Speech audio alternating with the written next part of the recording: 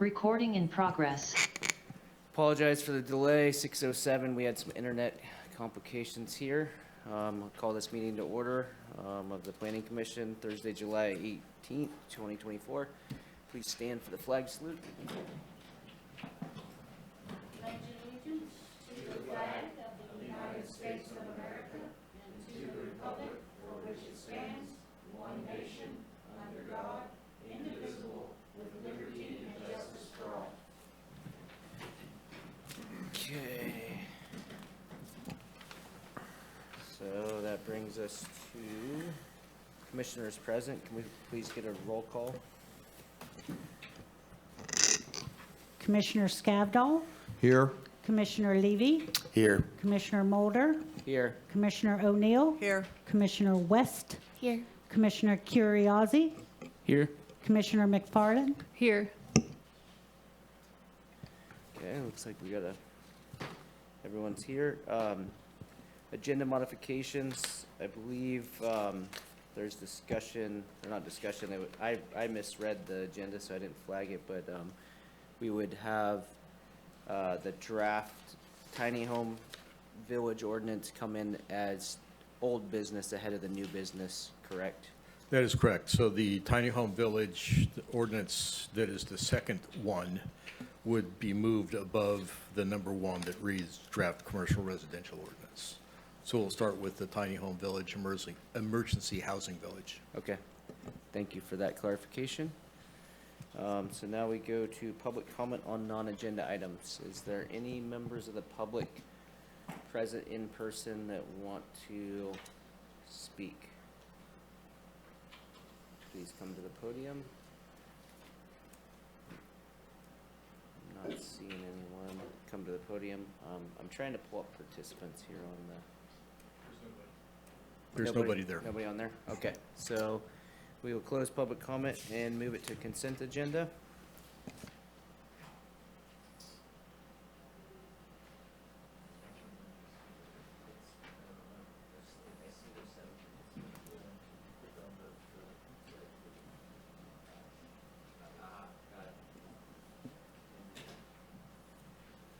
Sorry, on the consent agenda, does anybody have any concerns on the consent agenda, or could I get a motion to approve the consent agenda? I'll motion to approve the consent agenda. Second. So we've got a first and a second. Oh, I forgot about this. Do I have to offer public comment on consent first before we vote, correct, Director? No, these are not public hearings. Not public hearings, okay. Any comments or concerns on the consent? Okay, let's do a voice vote. All those in favor, please say aye. Aye. Anyone opposed? No abstentions, motion carries. Okay, so now we will move on to public hearings, and we will start off with the draft tiny house village ordinance and draft emergency housing village ordinance. Just for clarification, would we have staff walk through it and then ask questions, clarifying questions, and then take public comment again? Yeah, our Or- proposal is to go through the changes that were made to identify what was done in response to the last meeting, allow you to ask questions, and then take public input, and then deliberate. Okay, I like that. Mr. Chairman, Yes. I just wanted to quickly note that while I was absent from the June 27th meeting, I did watch the entire video of that meeting, and you guys did a good job. Thank you for that. Any other disclosures? Okay, I'll turn it over to staff.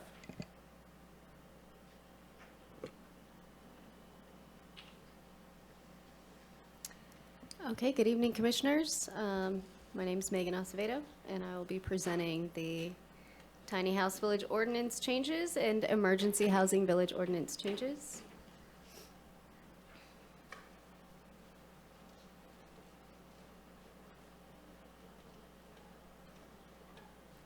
So I prepared a quick presentation.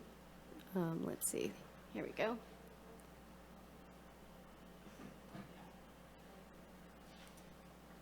Why is it? That's not the view we want. Hold on, sorry.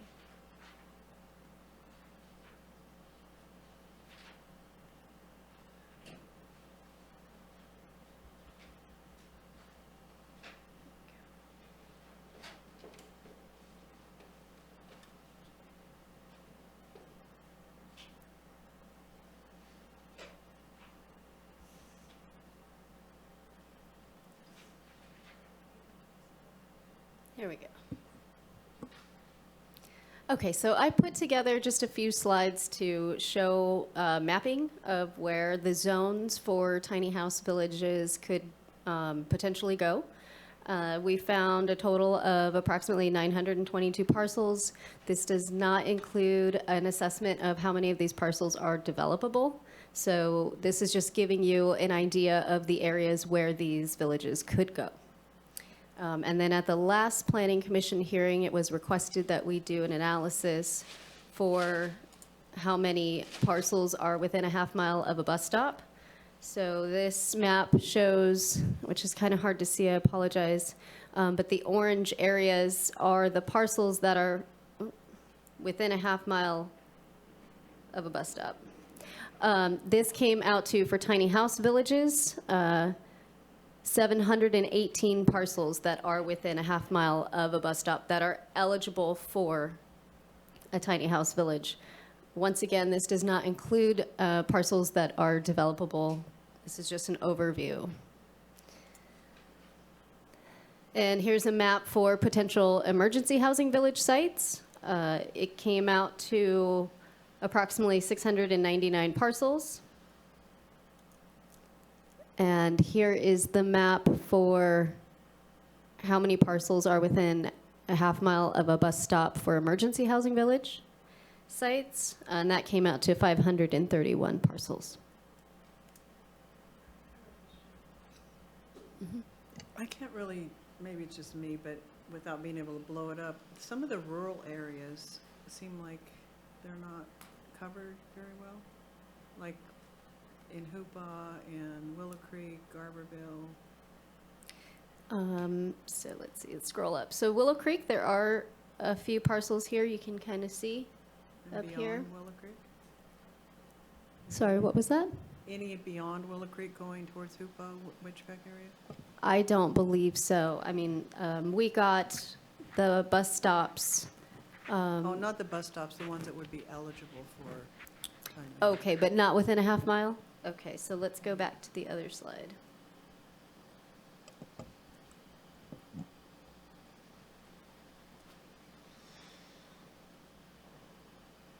Can that one blow up?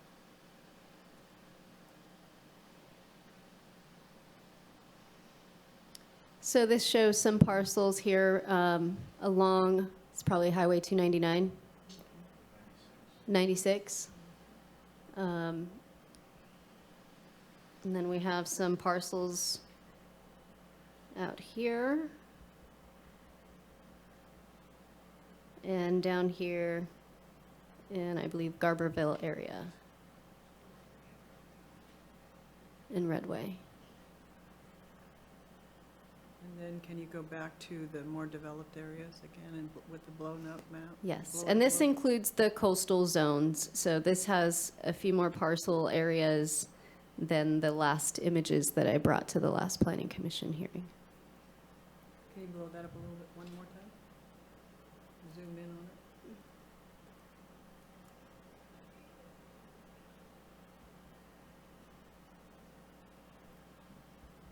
Okay, thank you.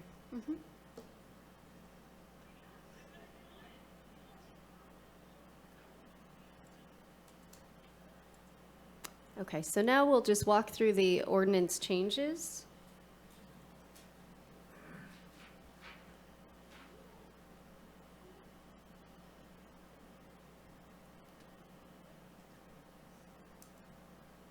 We'll do the inland versions, and this is the tiny house, excuse me, tiny house village ordinance.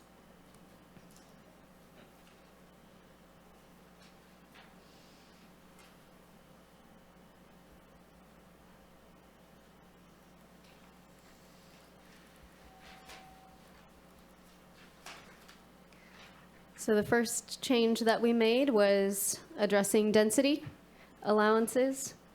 And we have made the language here more specific to state that the density shall not exceed what is allowed by the general plan for residential zones and not exceed a density of 20 units per acre in non-residential zones. The reasoning for changing that language was to make sure that we're consistent with the general plan and can move forward with a CEQA exemption. So I wasn't here, I'm sorry, last time, so you might have discussed some of these ideas, but the problem that I see is if you want to keep these affordable, and I don't really see any provisions in here that guarantee that they will be affordable for, people like elders and disabled students, is that 20 units may not be enough to cover your expenses if you're keeping them affordable. And so that, what I'm thinking is, that doesn't cover utilities and manager and accounting and taxes and insurance and all of those basic break-even kind of costs if you only have 20 units. So then the alternative is you have to raise the rent to be able to cover those, or you don't build them in the first place. So I think that if someone is going to guarantee that they're going to be available for low income, which usually means there's a lien on their property, you need more than 20. It's just impossible to survive with only 20 and keep the rent down. So, go ahead, If, Rick. if I could, Chair, we gave a lot of thought to this, and that's why we did increase it to the maximum allowed in the general plan for residential zones. Most of these are going to be RM, which allows up to 30 units per acre. So basically, for the R3, R4 zones, we're talking about 30 units per acre on that. One of the things we also discovered, thanks to Commissioner Kurazi's comment about the change in the density bonus law, is that one of the changes to density bonus law is that when you calculate a density bonus, it's calculated based upon the maximum number of units allowed within that land use designation. So that was an integral change to this in terms of the residential districts, to just take it to the maximum to begin with and then allow for a density bonus above that. And as Ms. Acevedo said, part of our constraint is we're trying to make sure this stays consistent with the general plan. And so by keeping it at a density level consistent with the general plan and allowing a density bonus above that, we're not triggering new CEQA review. Okay, I don't see anything in here that guarantees that this affordable housing, this is going to be affordable housing and not just a bonus to a landlord to be able to build lower income units and charge whatever they want. People, I've talked to some elders living in RV parks who moved there thinking that, they were going to be able to maintain their space costs, and now it's costing them between $600 and $1,000 in the winter to pay for their space costs and their utilities, and they're living on $1,200 a month in Social Security or $1,300. So how will this not be any different? Because we're giving concessions, I think, to the developer, to say, hey, you don't have to do parking necessarily, you don't have to do this or that. But what's to say that they don't just say, great, this is a good way to maximize my profit and build 20 or 30 of these and charge whatever I want? Go ahead, So Director. I think perhaps we've gotten into a philosophy of the actual ordinance itself, and maybe that is a better discussion after we've gone through the presentation, let the Okay, public comment, and but then as you're bring it going back. through it, you can infuse incentives for certain things Well, that would, that is frankly why we tried to build incentives in terms of calling out specifically the density bonus. Because the thing that the density bonus then does is that when you get more units, there's also an obligation to provide affordability to a certain percentage of those units. We do understand the concern with these being, if they're particularly mobile homes, but if they are movable tiny homes within a park, I think they're going to be subject to Measure V. And so there will be a limit to what the increase on an annual basis of the rent can be. So they would be covered with that. But where they start the rent, that's a different question. The concern that you're raising is a good one. But one of the things we are trying to do is to create opportunities for market rate affordability. And so there's a trade-off when you do that. Nope, we're not putting constraints on people's ability to build these and what they can attract in terms of rent unless they get a density bonus. We are offering the density bonus in order to incentivize more units and affordability. And my point, and I don't know if it's philosophical or not, I just don't want to mislead people into thinking we're helping or solving the housing shortage necessarily for targeted people that are, falling through the cracks here.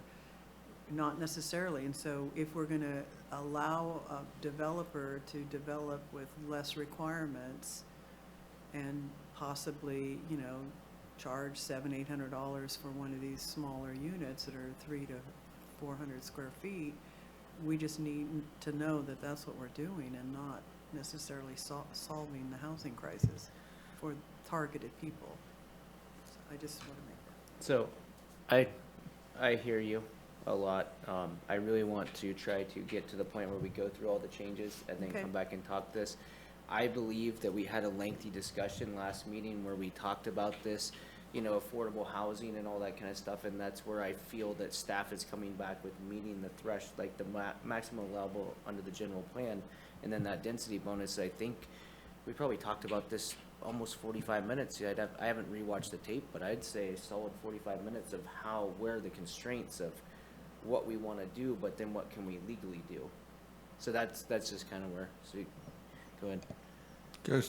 Just a clarifying question, because we're talking about these tiny house villages as if they're rental units. And I'm just, is there anything to prevent like ownership, like subdivisions or condo type of ownership or anything? No, it's been written intentionally to be quiet on that. Yeah, So that so if- we don't know how these may develop, but it could be mini lots with mini homes, or condo association, homeowner associations manage them, so there actually Some could of be them are private that way. ownership. It's not just all gonna be a for rent type situation. Okay, just want to be clear on that. Thank you. So I'm going to turn it over to staff. Everyone, please write down your questions, and then we'll circle back to them. Thank you. Okay, so we did include alternative 1 here to increase the density allowance up to 30 units per acre for non-residential zones, and to allow up to what the general plan would allow for residential zones, which in residential low density would be a maximum of 7 units, and in residential medium, it'll be a maximum of 30. We have also updated the language in 62.3.1.1 to add Government Code Section 65915, and this will allow people to modify their density bonuses to comply with the state allowances, which does have higher percentage allocation requirements for units that are designated for low income, very low income, senior citizens, et cetera.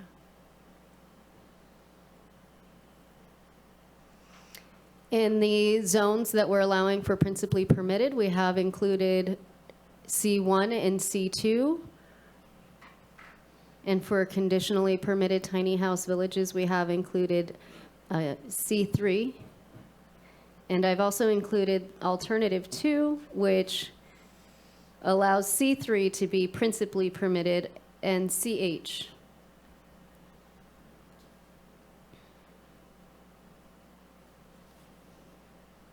Alternative 3 has been included to allow no more than 2 household pets per unit, and a household pet would consist of a cat or a dog.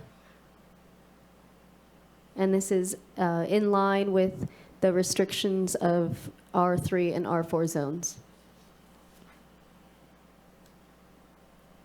We have updated the language underwater and wastewater requirements to combine the 2 subsections that were in the previous version, and to make the language a little more open in case the requirements of county code or state changes over time.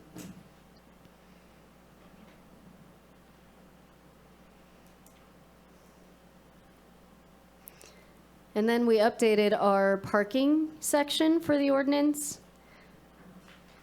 We did keep the minimum of 1 car parking space per unit, and included some allowances for reducing that parking on-site. So if you can show that there's sufficient additional on-street parking, that could reduce the amount of parking required on-site. Can I ask a question there?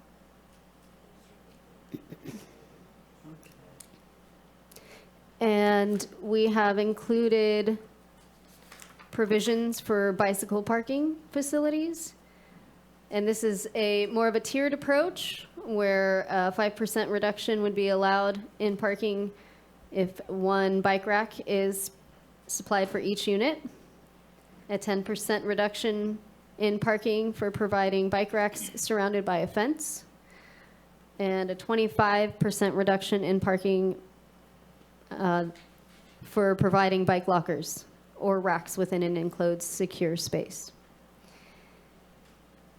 And an additional 25 reduction allowance for being within 1/2 mile of a bus stop. These reduced options could be stacked potentially to allow up to probably more than 50%. Or, I'm sorry, up to 50% reduced parking. Alternative 4 changes the requirement to a minimum of 1 car parking space for every 2 units and not more than 1 car parking space per unit. I've updated the language under the waste removal to remove composting. And I have added in green waste requirements to address that green waste shall not go into the waste stream. I've updated the title to the common and open space areas. This is now common areas and open space. We have changed the net square feet to contiguous square feet with a minimum dimension of 30 feet. And I have updated the allowance for this area, so it's for shared lawns, outdoor seating, and garden space. And I have updated that this shall not include required setbacks or patio areas, and a maximum of 25% of the area can be used for common buildings.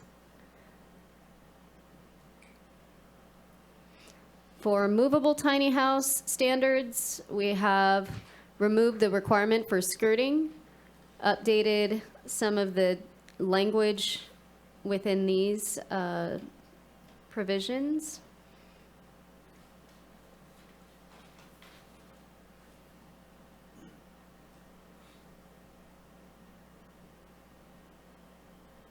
This section is all the same as the previous ordinance version.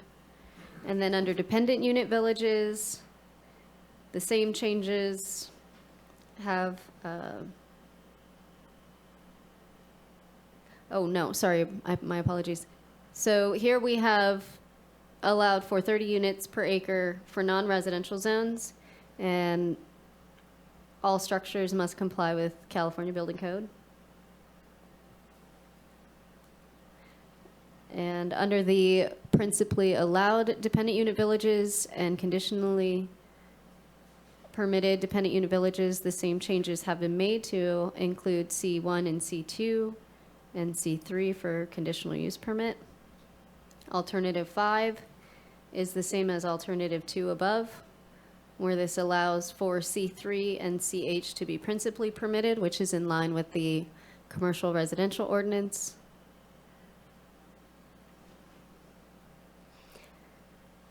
And then for common facilities, I have removed any of the previous provisions that were included that are actually addressed in building code.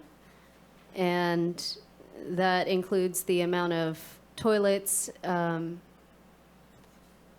did include a table in the staff report which kind of shows specifically what the requirements are for building code. So that addresses water closets, bathtub, showers, etc. It does not address kitchens, so I did include this alternative to be more specific to requirements in kitchens. And I added in here a locking cabinet with a minimum of 6 cubic feet for dry food space for every unit, a minimum of 1 cooking burner for every 2 units, a designated refrigerator storage area with a minimum of 6 cubic feet for every unit, a minimum of 1 sink for every 6 units, 1 countertop workspace area of 18 inches by 18 inches for every 2 units.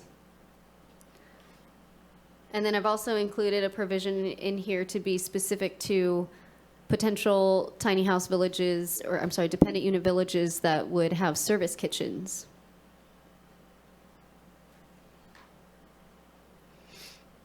So now we can go to the emergency housing village, or should it? Do that, Chair. Would you prefer to go through the emergency housing village, or go through this, finish this first, and then go to that second ordinance? I think if we did the second, we would get lost less.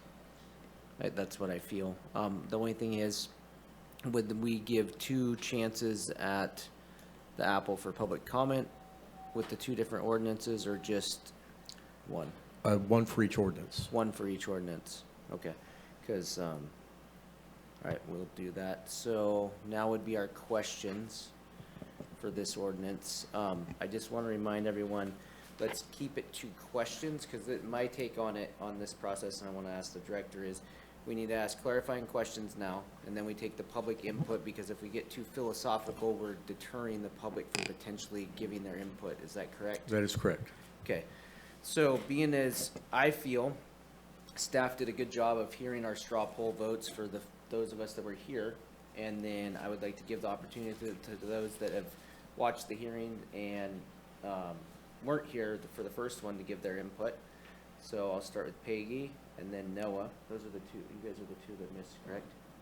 So Peggy, clarifying questions, please. I would just like to have you respond to disabled parking spaces, because if you give incentives to reduce it for bicycle, there's a large sector of the population don't ride bicycles, or it's not safe, or the roads aren't, elders, disabled people. So I would like to make sure that there's a disabled parking provided for. That's part of the building code.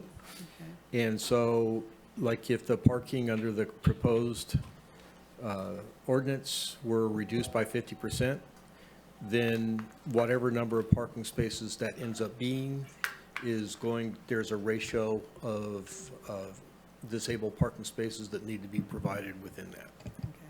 The other thing under the area where you were talking about garbage and what have you, I don't know if this is appropriate, but I think there should be something that they can't have a lot of debris, because oftentimes people start dragging stuff home and surrounding, the tiny home, and they should keep the areas clean. And I don't know if that's something that you can just throw in the word debris, that, because especially when they're in commercial zones, you don't want a lot of junk that people found on the side of the road that they think is cool and they drag home.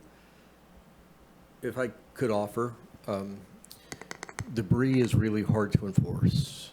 That's why I'm telling you, this is just my thoughts, and you guys are the good, at writing up something. Well, one of the things I want to just say is that in the Humboldt County Code, if you have more than 200 square feet of debris, then that's a code violation.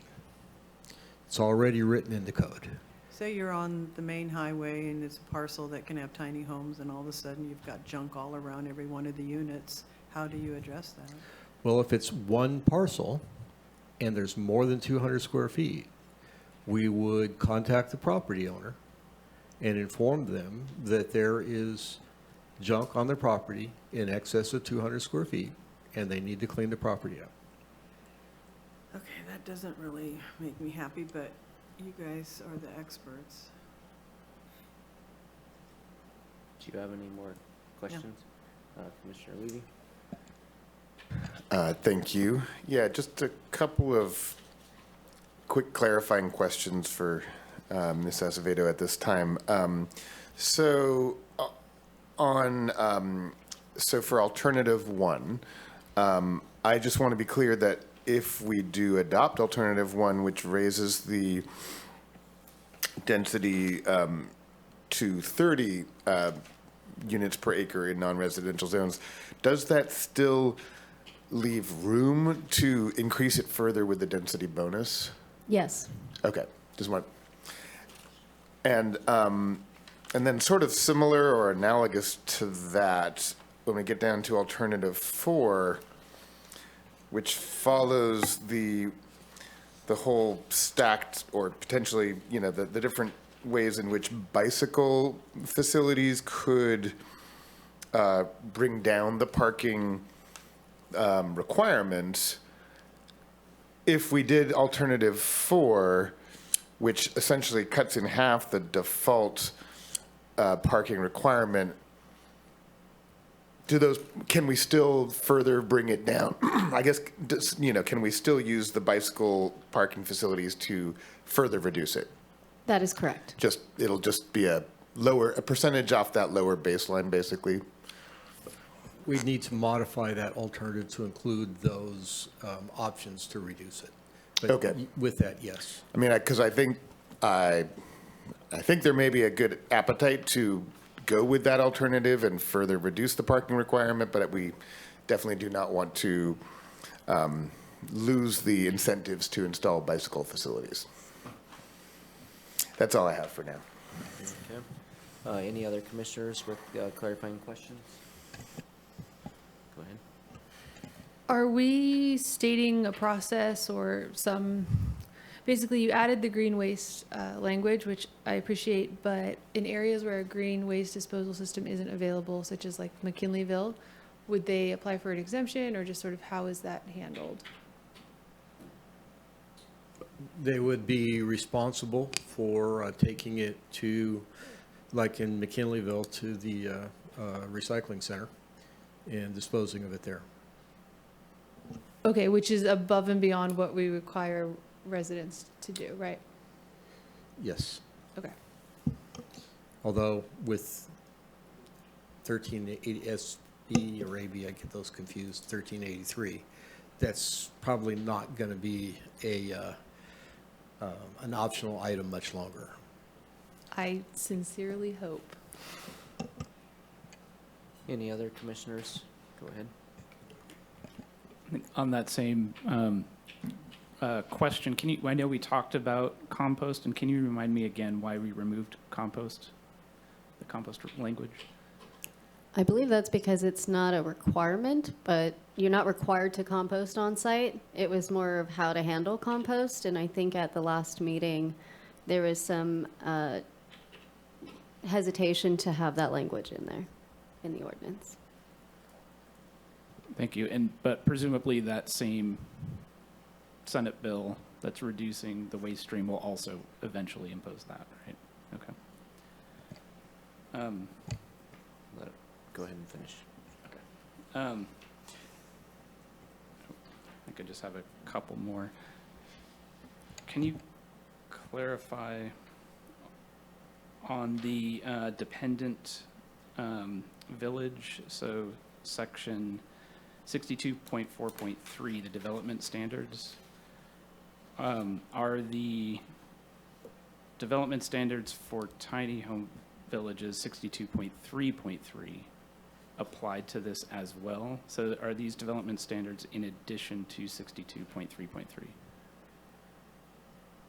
Yes, I do see there's an error in my numbering in this section, so I'll need to update that. So that was Yes. what the intent was in the Yes. first was, okay, got it. And then, can you elaborate a bit on where the source of in alternative 6, what the source was for some of these requirements in terms of the kitchen? I'm just kind of curious what the process was for how you came up with this. I was trying to not be too stringent, but think of if people were going, not everybody eats at the same time of day. And so you might not need one burner for each unit per se, but we want to make sure that there's sufficient facilities so that people do have space to go and cook. So we don't want to be too stringent on the developer because that can increase the costs. But we also wanted to make sure that it was going to be sufficient for people to live comfortably and have some areas to cook. So this is in a common kitchen? that they share? Yes, correct. And following up on that, did you reference any other, I'm just sort of curious how you came up with the numbers specifically. Were there ever references that I've lived in shared living spaces, and I've thought about what I had for a cabinet space and refrigerator space. And some people might go shopping more often than others and might not need as much space. So I did kind of bring that into my mind when I was thinking about this. The countertop workspace area, I researched that. And it came up that 18 inches by 18 inches is the most efficient countertop space area, so I included that in there. But there are no, requirements by the state or the county for this, so these numbers are open for changes. Could you explain how many other of these facilities or ordinances there are to pull from in terms of examples? I would say 0. Yeah. Yeah. In my research, I have not found any tiny house village ordinances. We are the first county to do this. Yeah, thank you. And yeah, I really appreciate the work that went into this. I think it's really evident, and I wasn't intended to be a criticism. I was just sort of curious where it was coming from, so it helped us in that discussion. So thank you. I think the sink is kind of weird. I mean, like, if you had 30 units or 20 units even, and you had to have a sink for every 6 units, that's a lot of sinks. I don't even know where you put them all. Just Yeah, my thought.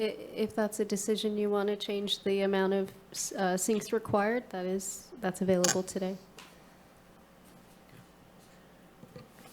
I just have one clarifying question going off the numbers.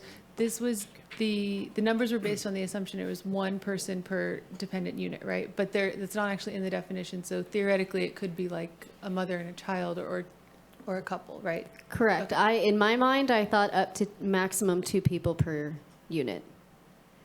Okay, Yes, but that's but- not actually part of the definition. So hypothetically, Right. okay, thank you. Hypothetically. Commissioner Skepta.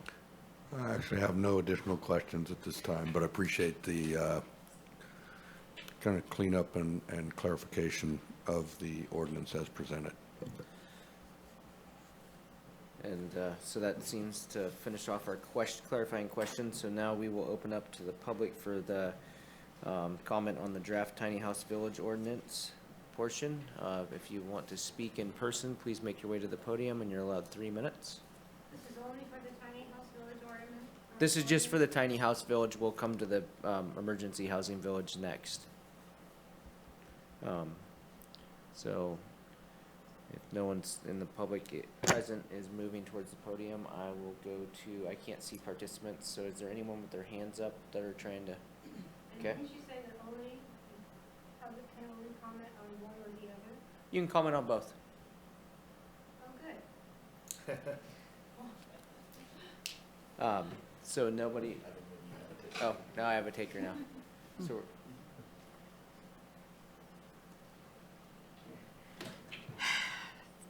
This has been a really long haul, and I'm really happy to see that we are finally here doing tiny house anything. We've been on a campaign for 12 years to get this in Humboldt County, and it's wonderful. There's a lot of issues that I would love to speak to about this, and I think Commissioner O'Neill has spoken to some of that, some of the rest of you have too.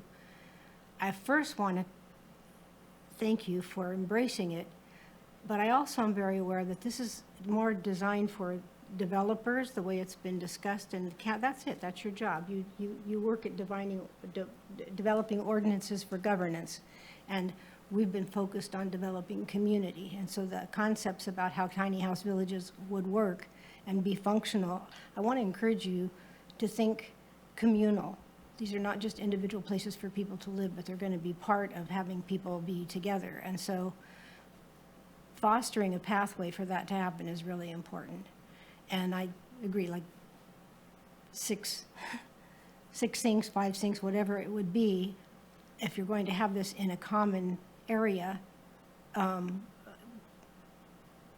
think picnic grounds, think big, think how people can live together and have common spaces. The other part is I want to thank a whole lot of people that have been on this trail for a long time and using the shelter crisis ordinance to do any of this stuff, providing incentives for developers or taking down, the restrictions is really important. But that didn't come easily. It took about 3 years of 2 signature drives of thousands of signatures from the community to even get it on the Board of Supervisors agenda. And thanks to Mike Wilson and Virginia Bass, they agreed to put it on the agenda.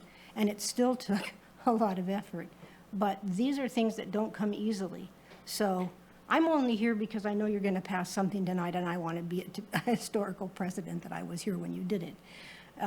But I really hope that what we think about and do is something that increases housing, yes, but it also makes life as community and Humboldt something that we can live with and continue to foster in a way that brings humanity into all of that. And so thank you for working hard. I really appreciate it, and I'll say something else in the next round. Thanks.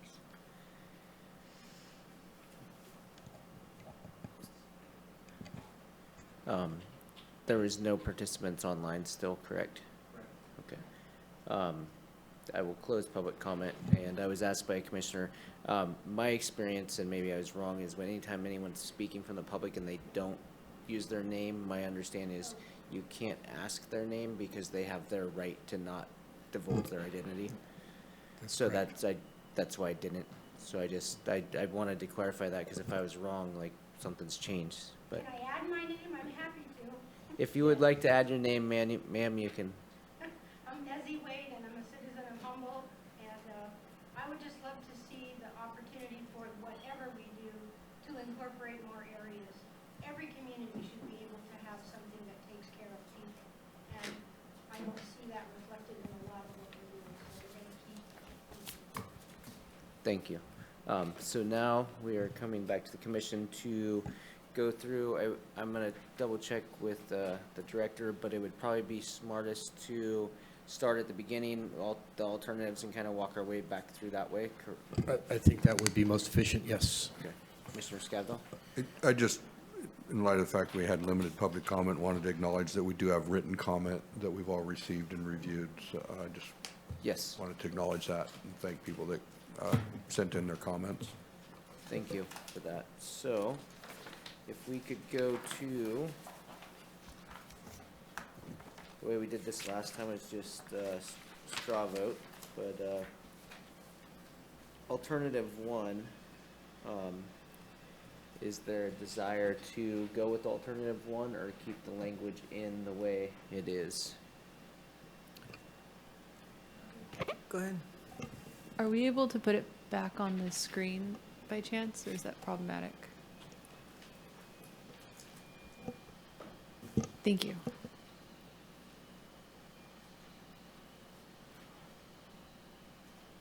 Mr. West? I guess I'll start us off. I like alternative one. I'm for opportunities to increase the housing and density that folks can do to have more housing.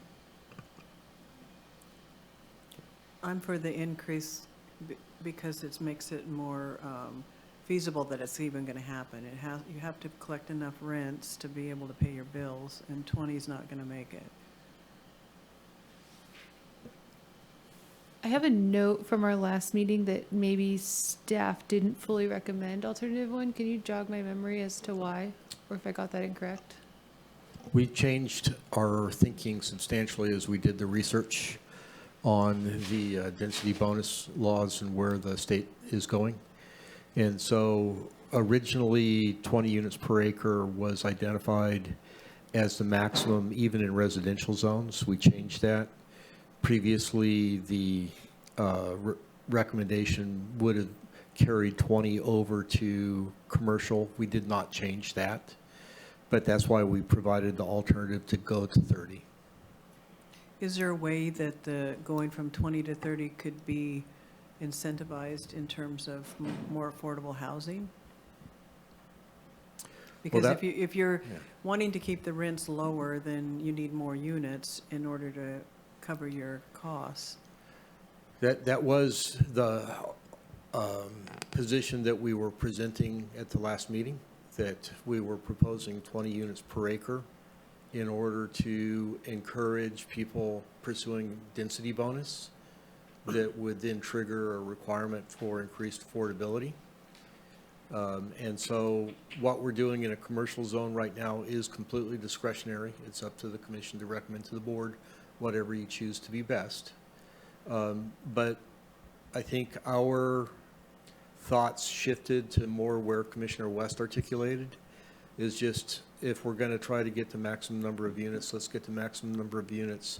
30 is consistent with the maximum number of units that are allowed per acre in the RM.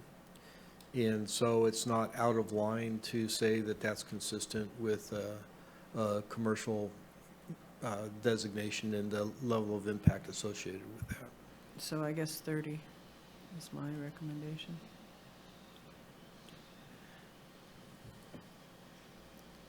Yeah, I'm also in support of alternative one. And I, just for reference, just in my research, some of the comments received pointed to an organization called Square One, which I found the projects that they had were very useful to look at.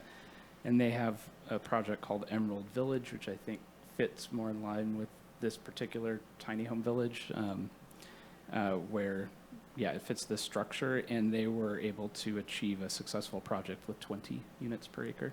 So I think that's a helpful baseline. I think 30, there's a good chance we'll see some successful projects. Mr. Scavdall? I can support 30 units per acre, although I will, and I know the idea is to drive towards more dense development.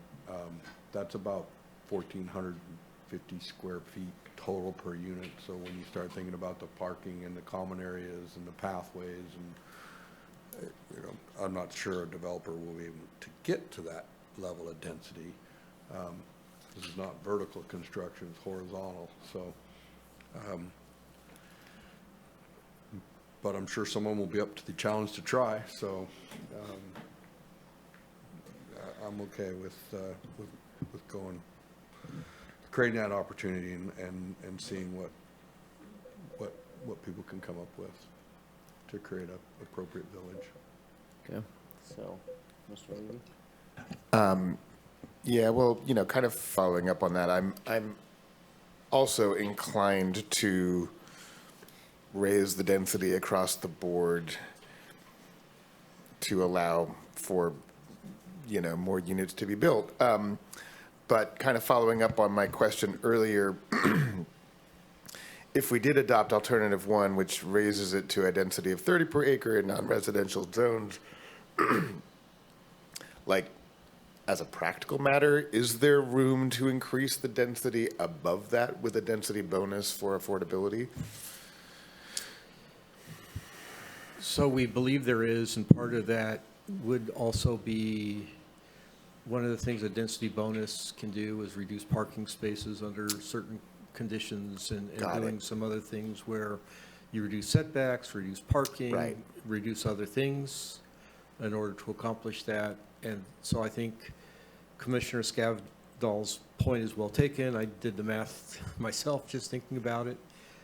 But part of what you can do here too is, as you reduce parking or consolidate parking, have trails going through there so you don't have a road going through it. It becomes much more of a pedestrian communal kind of environment. I think you can get there. Yeah, okay, and I appreciate what you just said about there are other ways besides simply the number of units that you could incentivize this with a density bonus. So, yeah.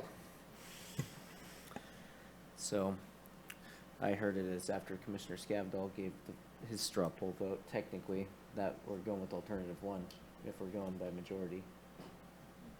So, I mean, that's what we did last meeting. So I would say we straw polled alternative one on and into it, and we would move to alternative two. It is nice whenever an ordinance has more like 5 or 6 in favor of than just 4. I will admit that. So, what's people's thoughts on alternative 2? Got one thumbs up. And I wanted to ask why, in some of the rural areas, you have more ag or TPZ zoning, and I know that was one of the recommendations that someone submitted, and I agreed with a lot of the recommendations. Why, in rural areas, we aren't promoting more tiny villages? Could we not make that something where they come in with a special permit, or? I think part of the thing that we're balancing here and trying to balance is, A, more affordable housing. And we are talking about, and haven't landed on this yet, but sites that have utilities, sites that have access to services, sites that have access to public transportation. And so that's really not in the resource lands. It's just that, having worked for the majority of my career for people who don't live in these areas that have all of this, they still need housing, and they're still living in the bushes and in cars. And this would be a step up from homelessness. So I don't think we want to put everybody in an area that necessarily they don't want to live, but that's their community. And I'm talking about the tribal communities, people who live in rural areas. They still need to live somewhere. And so a lot of them are becoming elders, and they need housing, and they don't want to move to Eureka or McKinleyville to get that housing. They want to stay in their community. So I think there should be opportunities to stay within your own community, especially when you have a connection to that community that's longstanding. So our thinking on that, if I could through the chair, is that's why we really advocated for the commercial districts. Because there are commercial districts, as Ms. Acevedo put on the screen, that are scattered throughout the community. And those become another opportunity to allow this type of use, particularly in the North County, the C3, I think there's even CH up there. And so, and those are typically in the community plan areas. Particularly in South County, where there are CSDs, where there's utilities, where there's bus service. I totally understand wanting to take people out of the bushes and put them into housing. We absolutely want to do that. But we also want to do it in a way that's true to the purpose of the different districts. And, you know, some of the, like TPZ, there's a tax break for keeping that in timberland. And so is it consistent with that then to be building housing on that as an income property? And I would submit that that's probably something that we're going to have to do more review on from an environmental standpoint, to be looking at what are the impacts of allowing conversion. I'm going to just say that if you have an indigenous community, and they'll probably do what they want anyway, they'll go through the tribe, and if they wanted a tiny village and not come to the county, but if they're in that area and the county zoned it TPZ or ag around them, but that's where they live, that's their indigenous community, and you say, well, it's too bad, you know, I mean, there needs to be, whether it's a special permit or the ability to do it, the tribes can permit it, I guess, if they want. But if I'm a citizen and I want to do it, or a nonprofit and I want to do it, and I want to go through the county and do it right, I should be able to have that ability so that I can serve that local community, that indigenous community, with a tiny village housing. And what you said sounds really good, except for it excludes the groups that I'm talking about, because the zoning happened around them, not because that's what they wanted it to be. You see?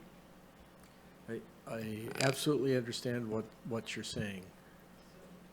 If it was a special permit, or, you know, they had to come in and make their point, or get it rezoned so that they could, you know, pay taxes, then yeah, everyone should pay taxes. I'm not saying that they should get a special break in that regard, but I'll leave that. That is a policy decision for the commission to make.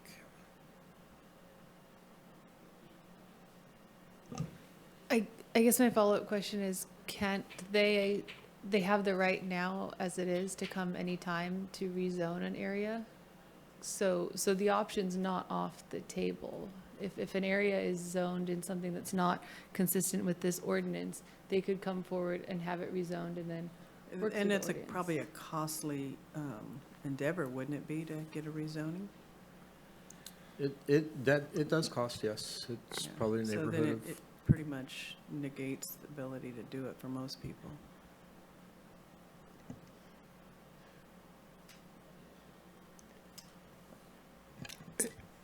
If I may ask, is there a particular change in the language here or in the language of alternative two perhaps that you're suggesting we should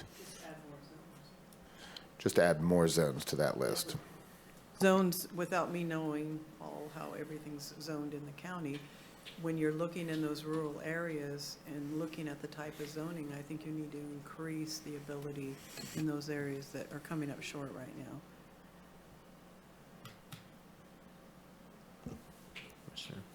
I'll just add that while I generally support your sentiment, I could not be supportive of adding resource lands to the zoning. Adding resource lands to the zoning, I think it would be more beneficial for the county to figure out a separate process, like on an individual case-by-case case-by-case basis for that. So, go ahead, Commissioner Scavino. I'm going to shift gears a little bit. On alternative two, I'm concerned from a health and safety standpoint about having dense housing in industrial commercial, just in terms of heavy trucks, noise, impacts. So while I support expanding the expansion into alternative two, including highway service commercial, I have some concern about including industrial lands. I'm just thinking about some of the industrial business park areas that we have and citing a dense housing development within that. Sounds like a health and safety concern to me, and something that I just don't think belongs in that type of a setting. Commissioner West. I can see your point. I think I would maybe advocate for moving it to conditionally permitted, because I do think that there are underutilized industrial lands in our county that I could think of that are not necessarily in dense clusters of industrial areas where there's a lot of traffic and the impacts that you're talking about. We have a tremendous amount of underutilized empty land, industrial land. So perhaps just putting an additional consideration into it by putting it into the conditionally permitted section instead might address that. I could support that, and that might also help, again, with Commissioner O'Neill's concern. There are some abandoned industrial lands out in the rural areas that might make sense. You talk about. That is the primary recommendation. Okay. For it to be conditionally permitted, or, Yes. okay. That's, Allowing it in the C3 is the alternative. I'd like to make one comment about the resource. You take 5 acres out of a whole resources and make 5 tiny villages, and you've provided 150, potentially 150 homes for the community. That's a huge impact, using only 5 acres out of hundreds of acres or thousands of acres that might be in that community. We're not going to put them on every, maybe you limit them just like you limited cannabis permits, so that there's only going to be so many in each of these resource areas. But people work in those areas. They work on cannabis. They would live in tiny homes. You need rural housing too, not just in downtown areas. So I'm gonna, whether I'm the minority vote, I still feel that we need to accommodate those rural areas so that people don't have to relocate out of their community that they're lived in their whole life just because they can't afford to live in a $400,000 or $500,000 home. so, Commissioner O'Neill, I share sentiments about rural housing opportunities. The challenge that I'm not jumping in a lot right now personally is what I heard from staff was to include resource lands may take more CEQA analysis, and with the ordinance the way that we're looking at, we're seeking a CEQA exemption. So that's kind of where I think it's a two-pronged approach. We're trying to get this, my understanding, we're trying to get this ordinance to the Board of Supervisors by, I think they have to pass it by September was the goal or something like that to meet the grant. Whereas if we had to do a bunch of CEQA analysis, you're talking probably 3-6 months down the road, and then we may lose out on the funding. But I'm gonna ask staff if my interpretation is incorrect. You heard it exactly correctly. Okay. So, I share your sentiment, and I hope there's a way. Maybe it's a special permit or exception. I don't know how you get around your CEQA, but you get around it for cannabis, so it seems that you could do it for tiny villages. I don't want to sound argumentative. I don't want to argue either, so let's But the, drop it. I think it's important to understand, for both cannabis ordinances, there was a mitigated negative declaration and an environmental impact report done for those. So this is a little bit of a different approach from a CEQA standpoint. So, let's circle back to alternative 2, where we're kind of gauging what I heard was the expansion of alternative 2 is, it sounded like a majority, although they would like to have it would be conditionally permitted for the highway, or? It sounds like it's a hybrid of. Yeah, that's what I'm saying. I was trying to say, which I should have said, hey, can you please? So I think either alternative 2 with C3 as a conditionally permitted use, or the primary recommendation with CH, highway commercial, added into the list of permitted uses. That addresses my concern, and I don't care which one of those, it just says the same. As long as there's a conditionally permitted for that heavy industrial use, I think is what I heard from the majority of the commission. They would be good with opening that up, but also want to have the discretion of the commission to be able to kind of be like impacts in the area, site specific. Mr. West. Yeah, I think you captured it. I'd like to be as permissive as possible, to where we can put these things within the boundaries that we have, with the understanding the concerns of the industrial commercial and making that conditionally permitted. So hybrid alternative 2. Okay. So now we will move to alternative 3. I think that was a really strong consensus at the last, but I'll just, you're shaking your head no. Are you calling on me? Yeah. You were shaking your head no when I said it, like, I'm just going by memory. I didn't watch the tape, I'm sorry. It's okay. I think last time, I still have hesitations around limiting pets. People are very emotionally attached to their pets, and I could dream up a lot of circumstances where you could have 2 tiny dogs and a cat, and it would work just fine. But thinking about it more, and the director's points last time, that oftentimes the only time that this sort of situation is enforced is when code enforcement needs a tool to try to address a problem situation. So I have come around and now do support the alternative. So is this 2 pets per household, like individually, or is it a cumulative amount for the area? So if the village decided to have like a flock of chickens and such, they could pool their 2? This only applies to cats and dogs, and it's per unit. So in the Humboldt County Code, it does define household pet as a cat or a dog. Okay, so that obviates my question about goldfish.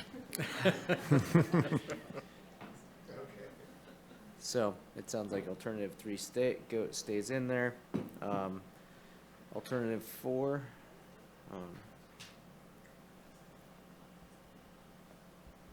Anyone alternative 4? Oh, sorry, I was looking at it here, not there. Commissioner Curriasi? I had, excuse me, I had submitted some language or suggested language for that. I was curious if staff could pull that up. Or do you want me to pull it up? If you want me to pull it up, I need to stop sharing.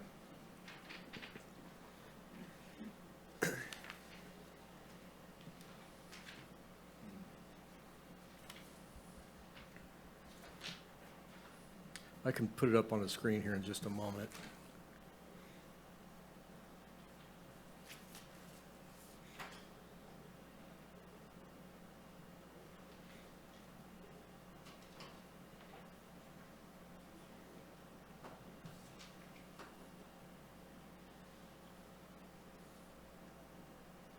To clarify, the comments there are mine. I was just trying to help give context to what I was writing.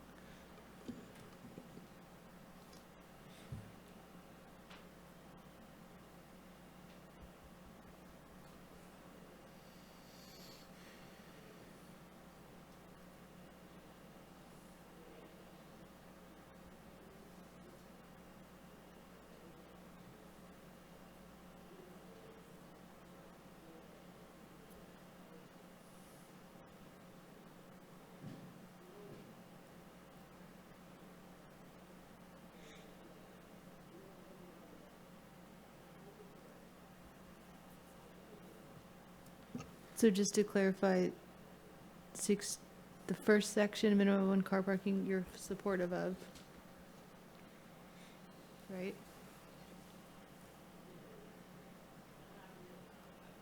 Sorry, can you ask your question again? Sorry, I guess I'm just saying, should we go through do you want to just go through your comments one by one and we'll make sure that they're addressed so that we're interpreting the same? Yeah, that works for me. I think in terms of access, my goal here, and I'm not convinced I achieved that. My goal here was to consider how even in areas that are growing or we consider urban, for example, McKinleyville, we still certainly find very rural features. So one scenario I was imagining is maybe the primary access road to a parcel looks like a flag lot. Maybe 1 acre is set back from Central Avenue. And for example, that exists by Ace Hardware, where there's a residence that's set back from Central and there's a dirt road that accesses it. And so that's where the spirit of where I was trying to get at was to potentially bring down costs of road development in a way that could potentially recognize some of those rural features that we still see even in urban areas. But with that said, I am no code writer at all, so I have no idea if I achieved that with these suggestions here. If I could help maybe a little bit, the same practical effect is a term that comes out of interpreting the Category 4 road standard where there are pinch points, and so it's not a 20-foot wide road, but there's the ability from both sides of the pinch point to see oncoming vehicles. And so that, I mean, it's really not a Category 4 road at that point. And part of the struggle here is to really start to pull this concentration of development into roads that are fully developed roads. And that is something for the commission to think about. If you're not in agreement with that, then we should probably think about what the road category is. Category 4 road is a 20-foot wide road. So one of the things that this does right this, and I don't mean to be at all critical of Commissioner Curriasi, I appreciate the effort that he put into this, but is to say same practical effect, Category 2 road, and then to say, but they have to be 20 feet wide anyway. You've just said basically they have to be Category 4 roads.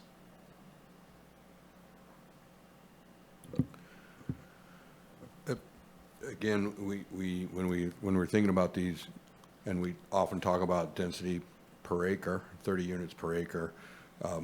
These could be a 10-acre development with 300 units. So fires, compromising anything on, fire safety is not something that I'm willing to consider or do. So, and I think, as long as we're complying with fire safe regulations, we have access, people can get out in the event of an emergency, fine with it, but I'm not willing to compromise on language around fire safety.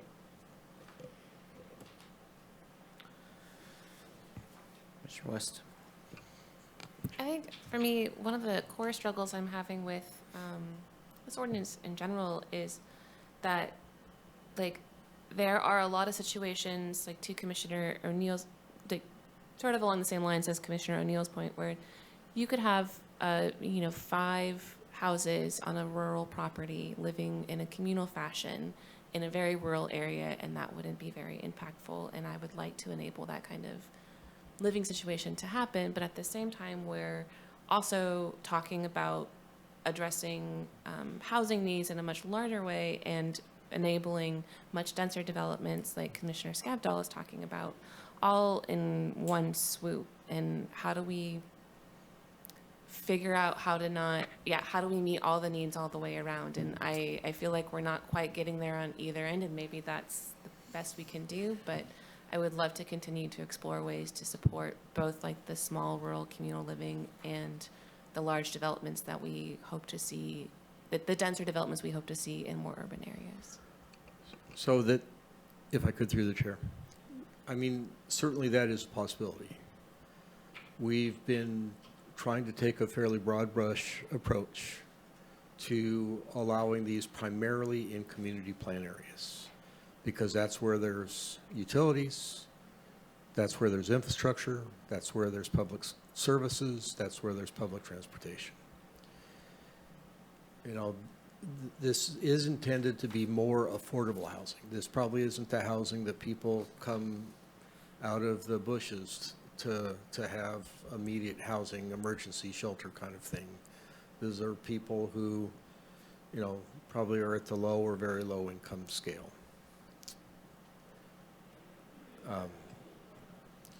That being said, the intent really was to try to focus this as an alternative within developed areas. If you want to expand where it's allowed, the way to do that is by increasing discretion. This is written to provide minimal discretion. The ordinance basically speaks for where it's allowed. If you fit within that box, you're cleared hot to go. If you want to create more opportunities and expand where it's allowed, you can create additional performance standards, create additional discretion. It gets increasingly complicated. But those are all policy decisions to be made. That, on the square one, I've looked at that. They have a range of options, from the box you move in that just, basically has one outlet and a bed, all the way up to you can buy your unit and earn equity in it and sell it when you move out. But if we're just going for smaller units that people are going to have to pay, $1,000 or $700 to live in, then we're missing the opportunity to serve a wide range of the housing needs, because people could graduate up to something, better. But I would also like to capture people before they end up in the bushes, or, there's people that are on the verge right now that don't know if they can make next month's rent or utilities in food and all of that, and their only option is the bushes or their car. They start with their car and then they go to the bushes when they lose their car. But I would like to make sure that our ordinance can accommodate both ranges, for our nurses that might be needing housing temporarily for a few months, or that's great, but then what about those people that we just want to keep off the street or out of living in a car or a parking lot? If I could, Chair, perhaps you were going to say the same thing, I'm sorry. That part's the second ordinance that we're, the Okay. emergency housing stuff, so that's where it's like, Yeah, I would like to Keep do one going. of two things, either take a break, my back's killing me, or work through these alternatives. I think we got like 6 or 7 I think total. we can work through 'em. Okay, because we're getting off, we're kind of going into philosophy, so we're at alternative 4. Well, it's a philosophy, but it's important. I don't disagree. I'm hearing mixed emotions. Go ahead. Try to make some comments to help move through the access suggestion. I think I'm certainly not hinged on the language I've proposed here. I just wanted to bring up an example to get at that sort of McKinleyville example I was trying to get at. But I'm certainly not proposing to mess with fire safe regulations. That I don't think we need to do that. I think so. I'm okay with taking access as it's presented, but I do want to note that if depending on how our discussion with the parking section, it may need to go back to the access section regarding driveway access. I think there's some assumptions around the driveway pieces that assume that you have parking in the first place. So just noting that. But outside of that, I'm happy to move on with how access staff presented access. Okay. So, alternative 4, I'm gonna speak early here. Personally, I've thought about this one. If we're trying to do, incentives, maybe that's where you give the concessions on the parking. I understand affordability, but I also understand the impacts to communities that these are going to, be built near. And when we continue to have no parking, then there's streets, and then if it's in a commercial zone and there's businesses, someone's trying to go to a business right here, but you end up driving around for 10 minutes to find a parking spot and then you give up. So I don't want to deter people's ability to have commerce and economy in our county. So personally, it'll probably be a consensus a different way, but I'm not really in favor of alternative 4 unless that was done in development incentives. So, Commissioner West. So I sit on the opposite end of the spectrum of you on that one. I'm in support of alternative 4. I think that the assumption that every unit has a car is like not something that I think that there are potentially folks who don't have cars, and this. I like the way that this allows kind of it allows the developer to decide whether or not they want to put a parking space in, but also does have a safeguard on a minimum number of units. So I'm in support of alternative 4.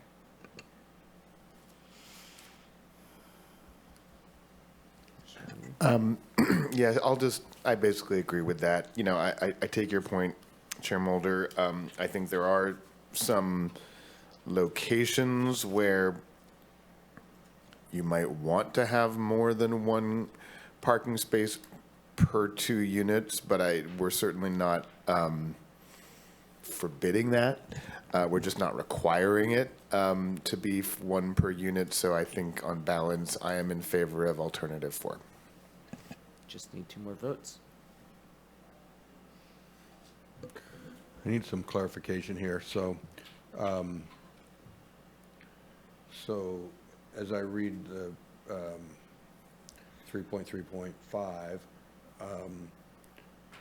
1 space per unit with up to a 50% reduction by these different bike storage and parking options. So would get you down to that half car per unit. With alternative 4, 1 space for every 2 units or half car per unit, are you also suggesting that all the bike parking restriction or reductions would also apply to that? So they would essentially could put all the bike accommodation in there, but then only have 1 parking space per 4 units, if it got all the way down? That was my intention, to have alternative 4 just replace The first paragraph. the minimum requirement, but keep the reduced parking provisions. No? Oh, could do that. It was not written like that to do that. Otherwise, we would have included that in there. Okay, that's Because- just a clarification, because I heard it both ways. Yeah. and- The problem is when you provide a range, there is no number of parking spaces. You're giving the project developer the ability to choose what they want to install. And it also minimizes the other requirements in terms of affordability of what you're requiring them to do. Okay. So that's why that alternative is kind of a stark difference. Because I want to be clear, there will also be occupants of these tiny homes that will have one car for each person, and there could be 2 people in a unit, so some people will have 2 cars. And so 1 car per unit is already a restriction for parking per home for many people. So I'm supportive of, I like the reductions available for the bicycle parking, so I'm supportive of the way the ordinance was originally written and not alternative 4. So, correct me if I'm wrong, but alternative 4 is actually disincentivizes increasing multimodal transportation, right? Because right off the bat, I'm already granting the developer a reduction in parking spots. But what I'd really like to see is that the developer gets that reduction because they've put in bike lockers. So actually keeping the language as it is and not going with alternative 4 would incentivize the developer to, okay, well, in that case, I don't support alternative 4. Mr. Levy? Yeah, okay, well, I'm glad we clarified that, because I initially thought that alternative 4, I guess I didn't read it that carefully, would still allow for further reductions in the subsections to do with bicycles and, half mile of bus stop. So I guess I would just ask, is there some reason why we couldn't or shouldn't adopt alternative 4 to set the sort of baseline as 1 car per 2 units, and then still allow for these incentivized further reductions based on bike storage and bus stop? Yes, so that was exactly my point. So if we do that, right away, we give the developer like, hey, you only have to put in half as many parking spots. If we don't do that, we say, you still can only put in half, but you have to put in these bike lockers. Otherwise, he or she doesn't put in any that additional bicycle storage. So by keeping the language as it is and not adopting alternative 4, it's a greater incentive for more bicycle parking. Well, right, but just to be clear, we could combine them and have both. That's not the way the alternatives are drafted here, but I just want to understand if there's still room to incentivize bike lockers by further reducing the parking requirements, even though we Yeah. start with a baseline of 1 space per 2 units versus 1 per 1 unit. But if your baseline starts lower, there's less of an incentive. So I'm saying keep the baseline high to increase the incentive so that we get more bike parking, unless I'm getting this wrong. Unless, No, you're exactly right. you're right there, unless you're saying, I'm fine with 1 car per 4 units. And then that's if you want to keep all of these, reductions on top of knocking it in 50%. So and I wouldn't be okay with 1 per 4. Yeah, I mean, I think you're right, because I think that's the limiting factor, is that you get down to a point where you could have 1 per 4 units. Yeah, and that's the comfort, and then, so the reason I'm against alternative 4, or not in support of it, because I hear like walkability and bikeability and stuff like that. If you just make it like, oh, I'm just gonna do half the parking spots, and then, I crammed a bunch more units in there, but there's no bike parking. And then I think that defeats the whole purpose of functionality. So that's, I don't know, so. This is like a rough example, but say the developer has to do 10 spots if we don't go with alternative 4, right? But they can get that all the way down to 1 in 4. So they've got to but they're going from 10 to 1 and 4, which is the baseline. If we go with alternative 4, they're only starting with a mandated of 5 spots. So they have to put in less bike parking to bring that number down. You're a bicyclist, right? Yeah. Yeah, I see you writing in here. When you're done, I have a question.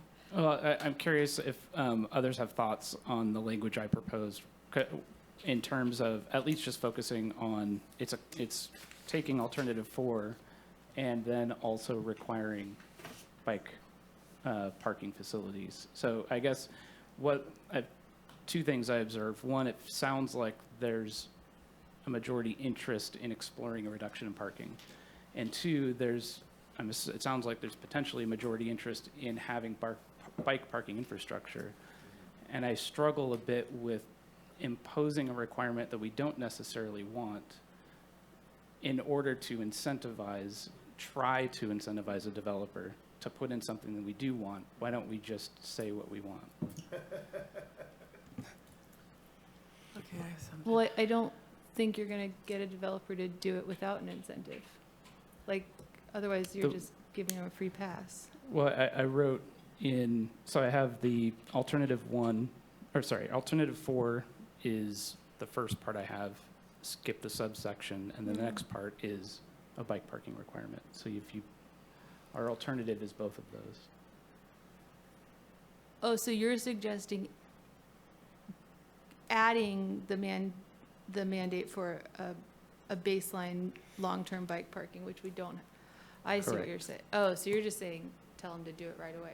Well, I guess that brings up the question that then the developer has the choice to either do the parking as it is now, or with your case, he could do, let me think about this. No, with Commissioner Curiosity's, it's imposed where rather than the developer making the choice, and I don't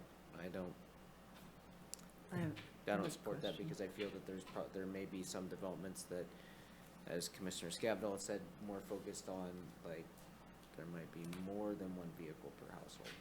So Or if they're really far away and yes. they don't have They don't want to hear what I have to bicyclists, say. they might want the more parking. It'll be argumentative.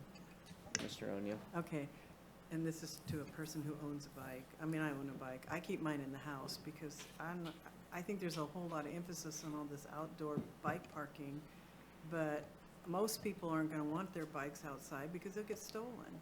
So we're giving a lot of concessions to reduce parking spaces for bike facilities that may not even get utilized. Yeah, I completely agree. And so part of my comment there was the encouragement of either adopting in the future a bike ordinance so it actually specifies exactly. There's quite a number of examples out there, and my use of the term long-term bike parking would be something that staff would define either here or in the future. And then also highlighting the county uses bike rack in only just a couple places in the county code, but it does show up and it's not defined. I do think there would be a lot of benefit for defining it for exactly the reason. Would you leave your bike on a bike rack chained overnight? Well, that's if there are ordinance suggestions which address that to where you actually have bike parking that respects the fact that these are valuable items, it keeps them out of the weather and keeps them secure. So, and there are ordinances and designs for doing that. Commissioner O'Neill, can I just jump in and remind you that Megan has thoughtfully put in, you have a tiered approach to the reduction that you get. So you get a 5% reduction if it's just a bike rack, which is like what you said, which I agree, I wouldn't want my bike on, but you get up to 25% if you're going with a bike locker. So there are incentives. So I think by intentionally leaving bike parking vague and then letting the developer choose the kind of parking they want, and then they get, a higher reduction if they do the locker. I just think you're giving a big concession for a small thing that may not get used. I agree. If it was attached to I've seen some that are attached to the house, and maybe that's a little bit more secure, but I actually have read a lot on bike locks, and there's not too many of them that are going to secure your bike on the outside of your house. So you're giving the developer a lot of concessions, saying, oh, you don't have to do all this parking for doing something that no one in the village is gonna wanna put their bike in. But, I mean, just to be clear, that's true for bike racks, but it's not true for bike lockers. I don't know. I mean, that's like a cage, you know, where you have a key to it as a resident, but you'd have to do some serious, it would be a real trick to cut into a bike cage. I've seen the ones where they're like plexiglass or something. Are you talking about those types? Yes. Or just a little fence around something? No, there's three things that are referenced in the incentive package. The one, the 5% reduction is just a rack. Secondly, then is a fenced cage, that's a 10% reduction. The third and the biggest reduction of 25% is either a locker, which would be something that you see, well, you don't see them around here too much, but in other areas you see they're like square Yeah, boxes I've seen those. that you put the bicycle in, and there's no lock on the outside to cut. I mean, you'd have to cut into it, very obviously, to steal a bike out of it.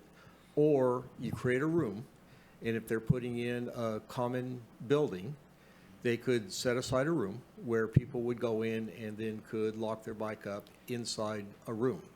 I wouldn't do that either, but I think that they should have bike racks. I think they should be required to have them, but I don't think that they should get reduced parking spaces for having them. They should be, you should have bike racks in any kind of village-type housing, but I don't think you should reduce parking spaces because you put in a bike rack that might cost you a few $100s to do, as opposed to, creating a parking problem. And, in this whole room, and maybe we're not gonna be living in tiny villages, but there's probably one person that rides their bike to work. The rest of us are in cars. I understand, and that was one of the things that when we were working on this, modifying it, became really clear at least in my thinking, is when we're sitting up here, what's the biggest complaint that we hear when somebody comes in with a parking reduction? We hear the neighbors complain that the street's already full of cars and you're going to put more cars on our street.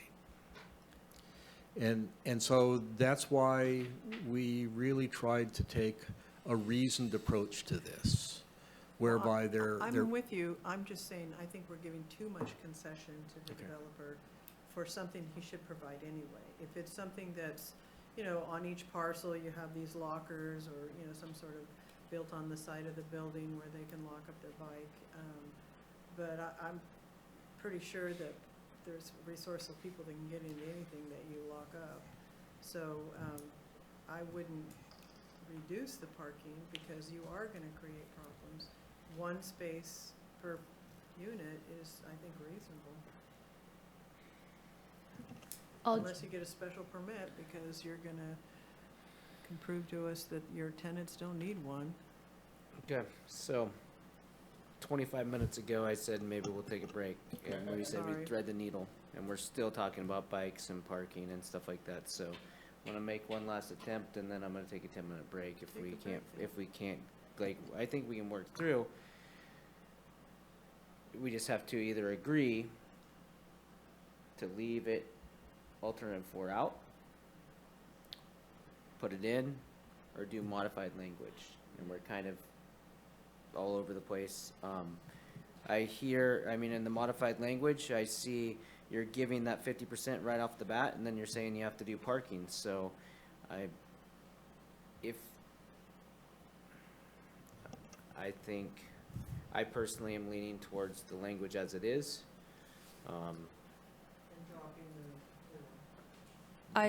If we leave the language as it is, alternative 4 isn't initiated in there. I would also support that, but to acknowledge some of your comments, Commissioner O'Neill, I used to ride my bike to work every day when I lived in Sacramento, and I've used both the common rooms that Director Ford just talked about, but also the bike lockers, which are steel. I mean, you would have to have a Sawzall, be at it for hours. So, but to support your comment, I would be okay with removing the 5% reduction for the bike rack, because we've discussed those are fairly useless, but keeping the 25 for the locker. And I'm mixed feelings about the cage, but like to hear other thoughts. So I hear two people that would like to scratch the 5% reduction. I could support that. Commissioner West? I'll just start off by saying I think we might benefit from a break because I'm not sure we're going to get there as quickly as you hope. But I really appreciate the work that Commissioner Curriasi has put into drafting some alternative language. And upon further reflection and clarification, so thank you all for the discussion, I don't necessarily support the alternative as written, like I first stated, but I would support the language that Commissioner Curriasi has written. Barring that, I like where we're going with the discussion on the original language. Mr. Levy? I think I agree with Commissioner West. I would like to hear from staff if there's maybe something we're missing about adopting Commissioner Curriasi's language with respect to parking. I'm just talking about that one. But I kind of agree with the logic of how he framed it initially, and I would emphasize we're not requiring that the parking be this low, but we're saying it doesn't have to be higher than this. So. Through the chair. Go ahead. In the short term, Commissioner Curriasi's language is alternative 4 with the addition of 1 long-term bicycle parking space for every 2 units. In the long term, there may be high-quality transit corridors and major transit stops in the county. Currently, there are not.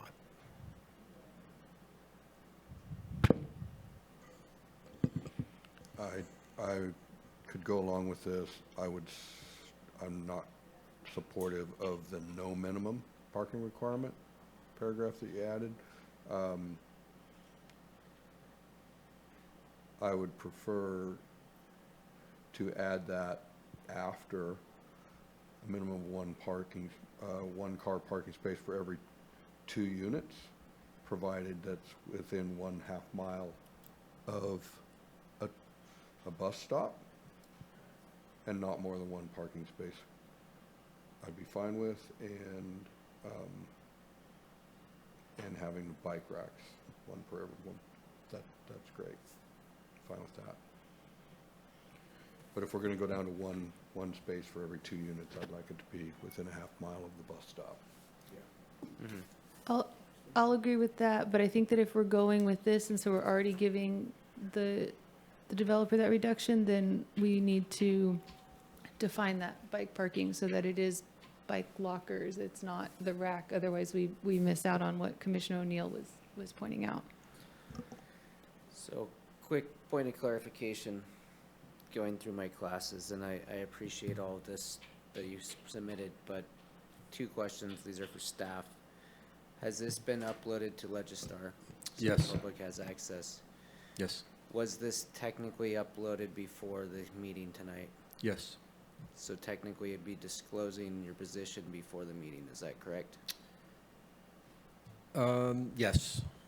So I have a really hard time sitting in on this language if we're gonna go down that road. Or utilizing it because you aren't supposed to disclose a position beforehand. So. I think in fairness, Commissioner Curriasi did provide that to staff in an effort for us to be able to put it on the screen and make it available to you for consideration tonight, that it'd be easier to talk about and facilitate the discussion. And I understand that, so I guess, just want to highlight in the future, what is the proper process for that?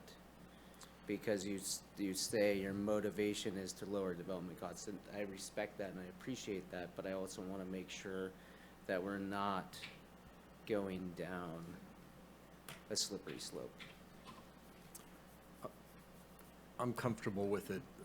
I don't think that he has predisposed himself to a decision on the ordinance by providing this. I think it was provided for discussion.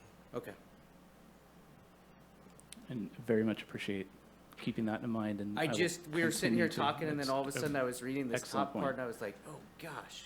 It's a very good point. Yeah. It's just, I've been to too many classes sometimes. Let's take a 10-minute break.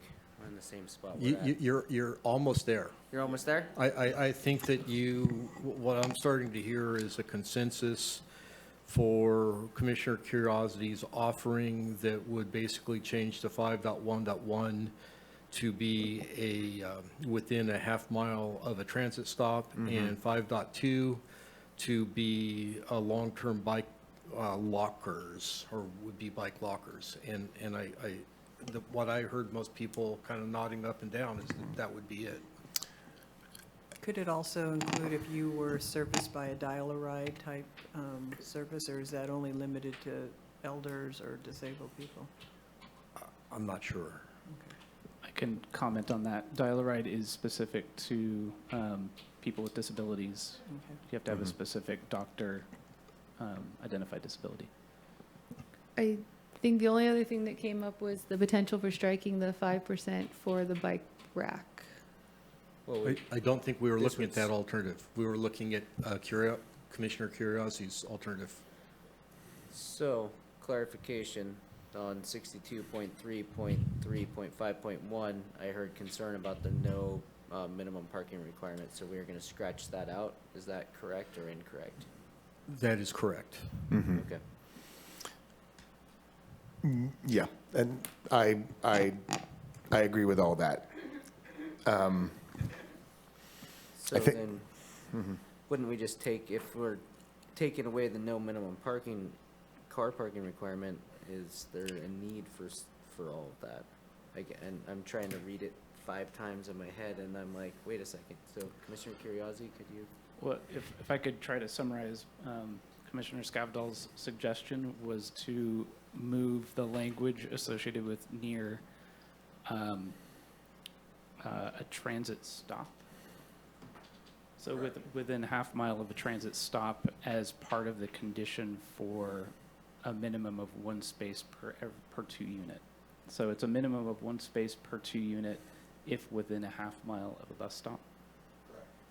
And Which is still a 50% reduction if we were going to get that back. Yeah. but we would scratch out this whole section about the no, then I can, yeah. But we would add the one long-term, some version of secure bicycle locker per 2 units. Right. As a requirement for all. So Yeah. 62.3.3.5.1.1, scratch that all out, add the within half mile at 62.3.3.5.1, and then I could agree with that, so. Is that a Thank you for consensus? listening better than I appreciate that. I think So it's we like, did reach it consensus. sounds like 1, 2, 3, 4, 6, 7. Commissioner O'Neill? 7, okay. Way to talk through that, so I guess we'll pause on the break and go to. Just take a break now? Okay, Yeah. Yeah. let's do, can we do 9 minutes and be back at 8? Okay. Sure.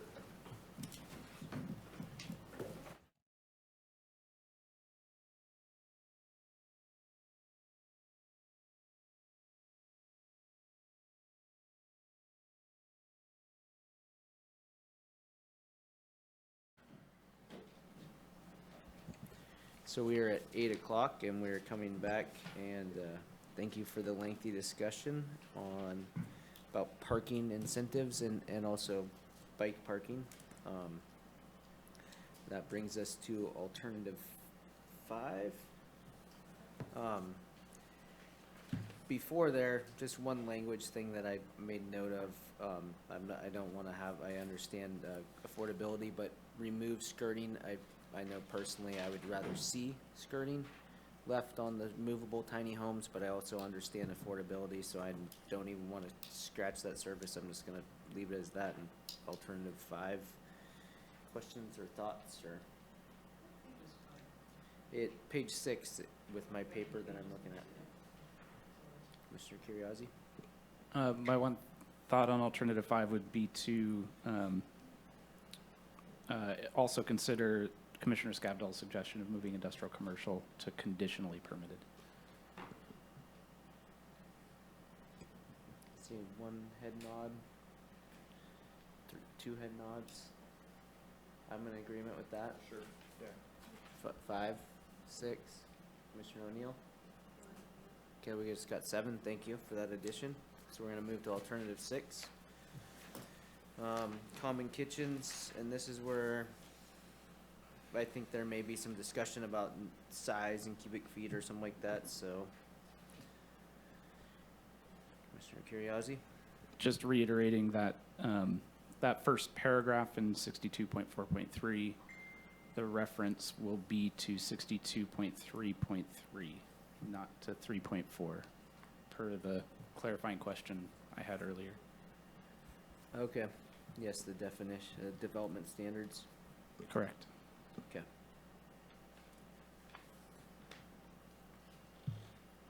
Commissioner West? I wanted to thank staff for taking the time to really sort of, I think, start from scratch on this one and try to find something that was thoughtful. It is a really hard one. I think initially I hesitated away from defining common kitchens because I was concerned that we'd be ending up creating barriers. But upon reflection, like I think that these are pretty appropriate, and to our public comment earlier, it is really important to foster community and to ensure folks have access to items. So I find myself in support of alternative 6 as written. Commissioner Curriasi? Likewise, I agree with what Commissioner West said. I would sort of take, in the spirit of taking from housing, what's the federal HUD program, where they specifically indicate that hot plates are not are not allowable for a cooking burner. That I would consider adding that. And also I was imagining where you have a high density development, I'm trying to picture basically like an industrial stove. So if you have 30 units, then you have a 15 burner stove or multiple stoves totaling 15. So I was wondering if it would be useful to allow like countertop electric ovens or just sort of like other sort of alternatives like that. I think HUD does allow a microwave as a substitute. Not sure how I personally feel about that, but that is precedent set there. Mr. Scavdall? Yeah, I think my comments last time brought this on, and I appreciate that you have it. My son was at a school, lived in a dorm. It was a remote location, so there weren't restaurants and things close by. So the common room with the kitchen is frankly where everybody hung out and where community was built.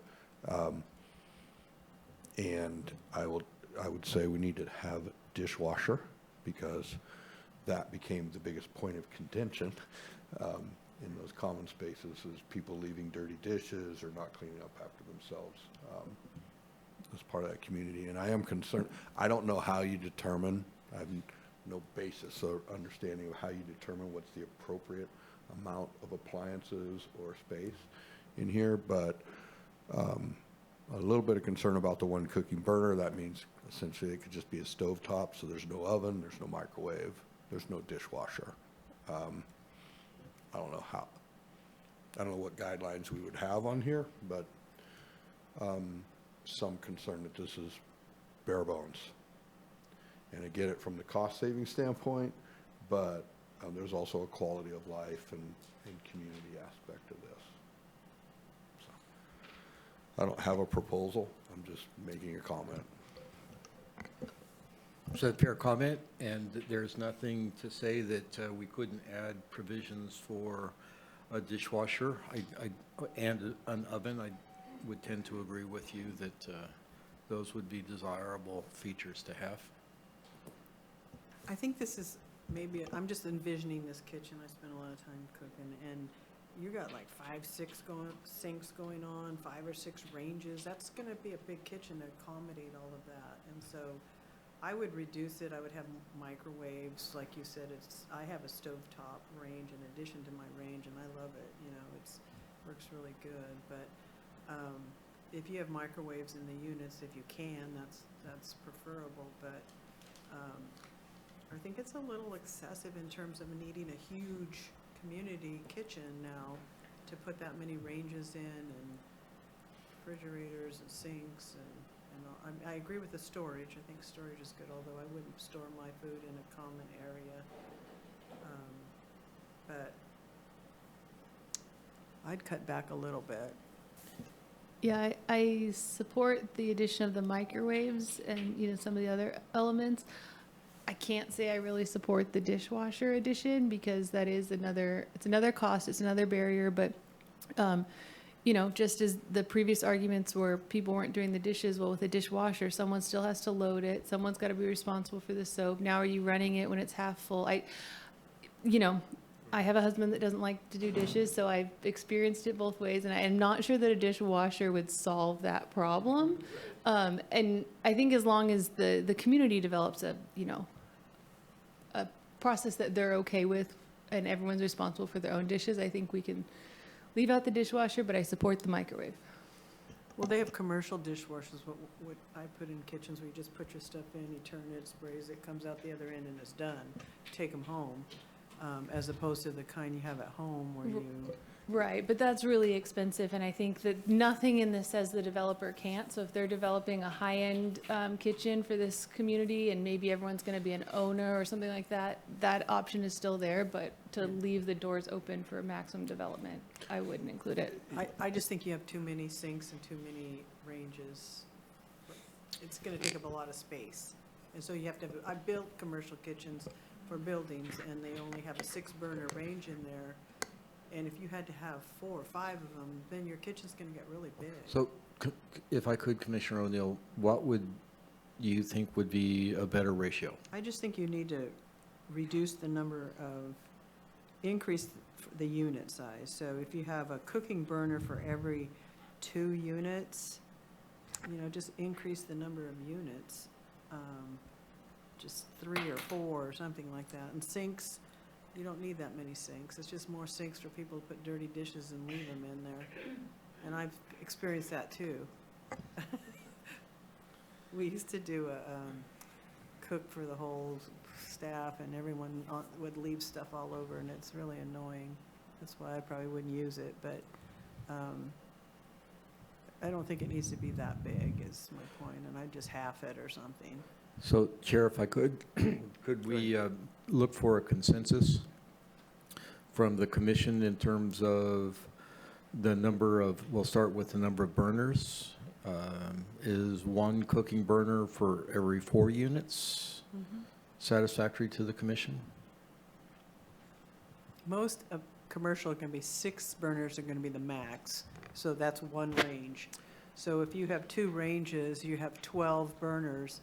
That's going to be more than enough for 36 people because not everyone's going to use them. Can I make a proposal that we have the equivalent of a residential kitchen? You can define what a residential kitchen is, but I think we all have one. Okay, it's the equivalent of a residential kitchen for every 8 units, which would be essentially 16 people per kitchen. So they have to build separate kitchens? No, the equivalent of So that, a residential kitchen for some number of units. so that would be a stovetop, an oven, a microwave, Right. A refrigerator. a refrigerator. That would be And a reasonable, sink. because if you have 30 units, you're talking about 2, right? Did you say 4. 4? Mhm. Okay. Still a lot, but. I'm just trying to simplify it. A residential kitchen for X number of units. Somebody propose something if 8 or 10 isn't right. I like that. I think that makes sense because I think the limiting factor isn't necessarily going to be the number of burners. It's going to be the space between them. If you have a range with 6 burners, you're not necessarily going to have 6 people at the one stove cooking at once. So I like your proposal. Commissioner West? I like your proposal also. I think my one thought exception to that is the individual food storage. I think that's important to include. Agree. Yeah, I agree. I think that if you had 2 ranges for 30 people, that's plenty. And each of them has 6 burners, that's a lot in a kitchen. So And, you're saying one residential kitchen for 15 units? yeah,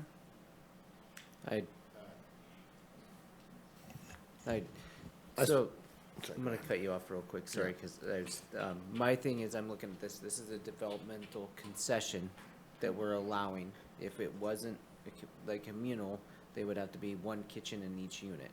So Right. we gotta remember the concessions we're giving up to try to get more density, but also quality of living, and I don't want someone to be able to have subpar, if someone's not able to store fresh vegetables, someone's not able to cook a hot meal from scratch, like, I don't want to promote someone only being able to eat out of a microwave. but you're gonna have this huge commercial kitchen if you start requiring 4 ranges and 4 sinks, and the room starts to get pretty big, is my point. Well, if I could, I would say the thing that I'm hearing is not commercial ranges. Correct. The thing that I'm hearing are residential scale. Then those are 4 burners. Yes. So even if you had two 4 burners in a kitchen, I mean, the kitchen starts getting big, and so that Well, costs money to it build. does start getting big, but think about you don't want people to be, like, not able to eat because other people are using the facilities. You've got to give people shifts in there, but you can't have it in a series of 6 or 8 shifts. You've got to really narrow it down to 2 to 3 shifts so that people can eat somewhere between 4:30 and 8. So you think 3 ranges? I actually think that a residential kitchen for every 8 units, so by my math, that would be 4 residential kitchens for 30 units. So I think, So that's a reduction in the number of sinks. That's probably a reduction in the number of burners. It's the addition of an oven and a microwave. Okay, I'll go with that. so, I appreciate that, let's just, Commissioner Curriasi? Okay. Can you clarify the building permit process that this would go through for principally permitted? What would the review and sort of recommendations to the developer look like for this? This would be a full building permit process where we would look at the structure, electrical, plumbing, and then as part of that, the planners or the permit technicians would review to make sure it's in compliance with the ordinance provisions here. So given Commissioner Scavdall's suggestion, I feel like staff would then be able to review a developer's proposal for how they met that Yeah. language. Yeah. And presumably there would be eyes and some iteration. So there would still be some checks there on what is proposed. So yeah, I think I do also really like the suggestion. I agree with Commissioner West's suggestion of keeping the dry food storage and would offer also keeping the refrigeration storage. That was, I thought, that alternative 6B, 1 residential kitchen per 8 units with the minimum storage requirements for dry storage and refrigeration storage. So we got 1, 2, 4, Mr. O'Neill, I'm fine. 7. So, that is all the alternatives for the draft tiny house village ordinance, correct? Because the inland and coastal version, wait. The rest of it really just goes through the amendments to the zoning codes and where they are allowed and conditionally allowed. And obviously, we're going to have some changes to make relative to the C3 and CH. But other than that, that's what the remainder of the ordinance does. Okay, so we've gone through all the alternatives. We've agreed upon language. Then all that I'm looking for is a motion to approve the ordinance with that agreed upon alternatives and language changes that we've made throughout the hearing today. Commissioner Curriasi? I would unfortunately like to bring back one more question to alternative 6, if I may. Yep. The service kitchens, where we say food service is provided. Can you, or one example I saw through Square One is they allocated actual space for food trucks. And would that be considered food service? And I could see a scenario where the site doesn't necessarily need to offer that commercial food service space, that commercial food service space can be done somewhere else, like the Tasty Hub development, for example. So I guess I'm curious, would food trucks be considered a food service and then would require that additional service kitchen requirement? The way it's written there, no. If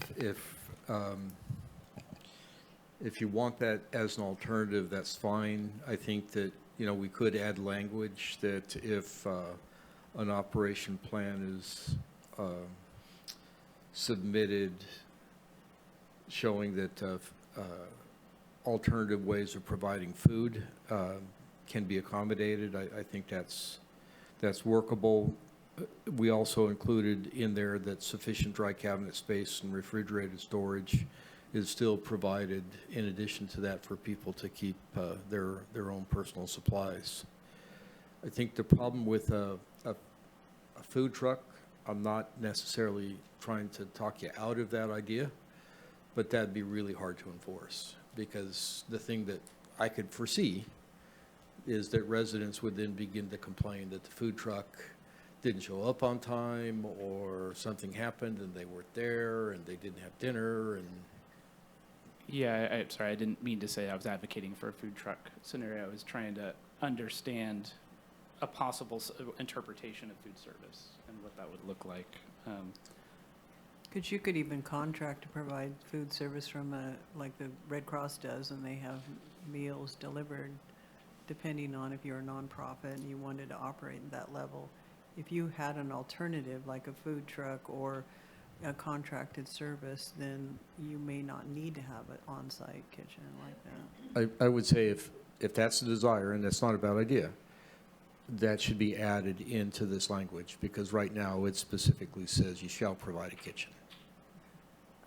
I'm not stuck on one way or the other. I'm just saying it's a possibility.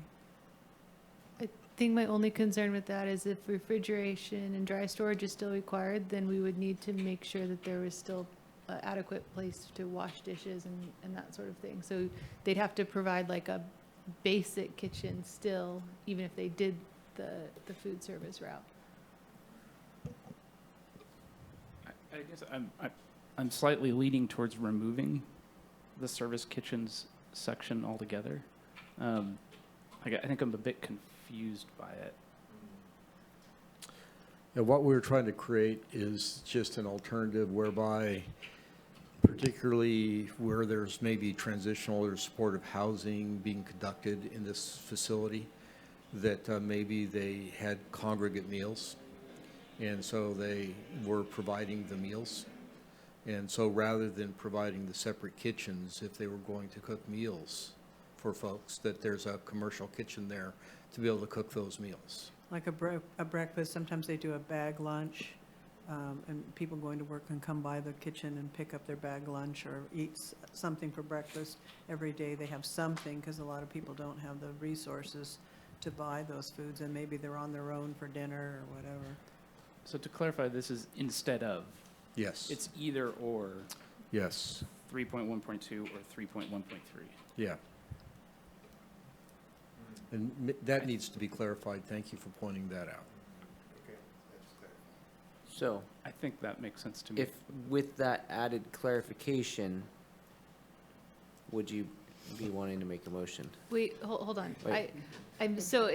If they have a service kitchen, but they're still required to have dry cabinet space and refrigerated space, do we need to make sure they have a place to wash their dishes? Otherwise, right? So they need to have some sort of very basic kitchen added to that. Yes. By the, you mean the residents, not the food provider? Right, yeah. Thank you. So if, the ones that I've seen where they put it in a motel, they have these little portable units, they put it right in the room, and it has a sink, a microwave, and place, I mean, I'm not gonna put my food in another room where a bunch of people are, I just wouldn't do it. So they have these little portable units they buy that they install. If they have those in the tiny homes, do they still also have to have all of this other kitchen stuff going on? We're talking about, at that point, two different Okay, I just wanted to make sure I scenarios. understood that. Tiny homes have all of that. Right. Dependent units are dependent, They wouldn't have any of that inside. correct. They might have food storage inside, but they might not have sinks and stoves and refrigerators, or they may have a little tiny refrigerator. Yeah, and that's my point. So they can keep their dry goods in their dependent unit if they want, but they would still be provided dry storage and refrigerated storage in a communal area, so I think they need a sink. I don't think that's what this says. This says service kitchens. So depending where food service is provided, this dry cabinet space and refrigerated storage, as I read it, is for the food service, not for the individual dependent. That's how I read Not it for the first, units. but, That's actually how it's written. That is correct. okay, because you would, okay. Yeah, Am I understanding that I correctly? think you are, yes. Yeah. So this is, yeah, it's just, this is just for the food service kitchen. The other kitchen stuff still has to be there. No. I think it's either or, and we do Either need to or. clarify that. So it's either a cafeteria that you go to for your food, or a common kitchen where you cook your own food. Right. The way I read it, it's one or the other. Yes. Okay. So, And that's only when you don't have units in, kitchen in the units. If they have them in the units, you don't need all this, unless you Right. want to. Right. so is everyone clear with the new alternative 6? I think I am, and I just want to clarify, Commissioner O'Neill, that dependent villages, the individual units don't need electricity or plumbing, right? So that, I guess. yeah. No, they would. In this particular case, they would, because they're permanent buildings in compliance with the building code. It's the next ordinance. Under emergency housing villages, they wouldn't. They'd still But have yet- the renewable energy or electricity, which most people would then buy a little sink, I mean, a little refrigerator. Oh, too far away. They have to have electricity or renewable, right? Even if they're these small boxes. Right, but the emergency village does not need to comply with it. There's exemptions that are in the back of the building code that allows them to not have it plumbed or electrical or things like that. So then they have the community kitchen. Right. That's how I read it. Okay. So I guess, sorry for taking us down a rabbit hole here. I have that completely, I missed that for dependent units because we have toilets, showers, and bathrooms as common areas. So, yeah, I guess I'm confused there now. So I think maybe this would help. It's like alternative 6, we really need to redo the numbering and have it be like 62.4.3.1.2A, and that's for the common kitchens, and then or 62.4.3.2 or .1.2B, and that's for the service kitchens. That would So be clear.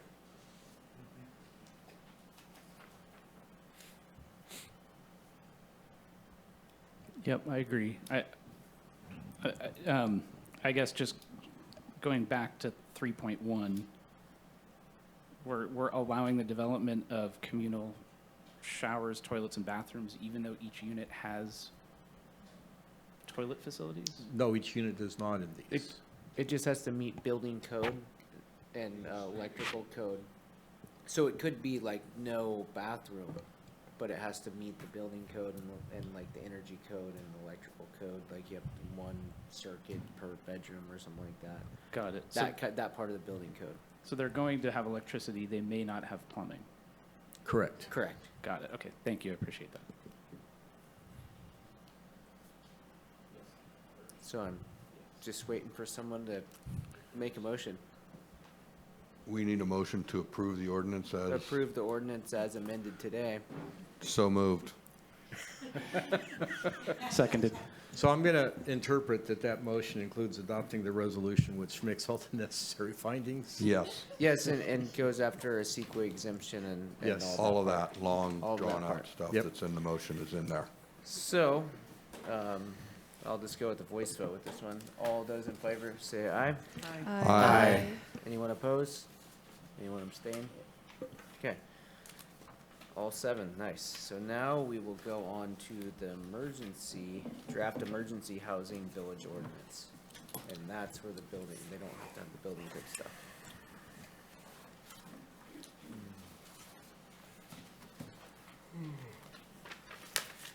It's still too early for yawning. I know, sorry. Only been out for 18 hours.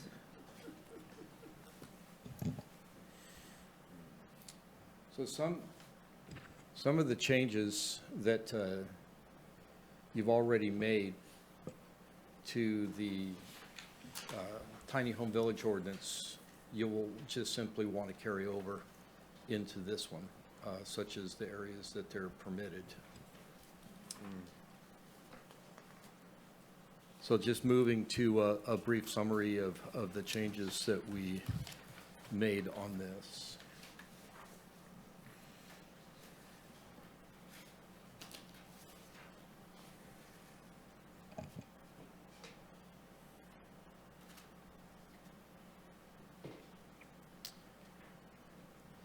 We made the changes to, just to simplify the water and the wastewater. I think it should be density up above that too.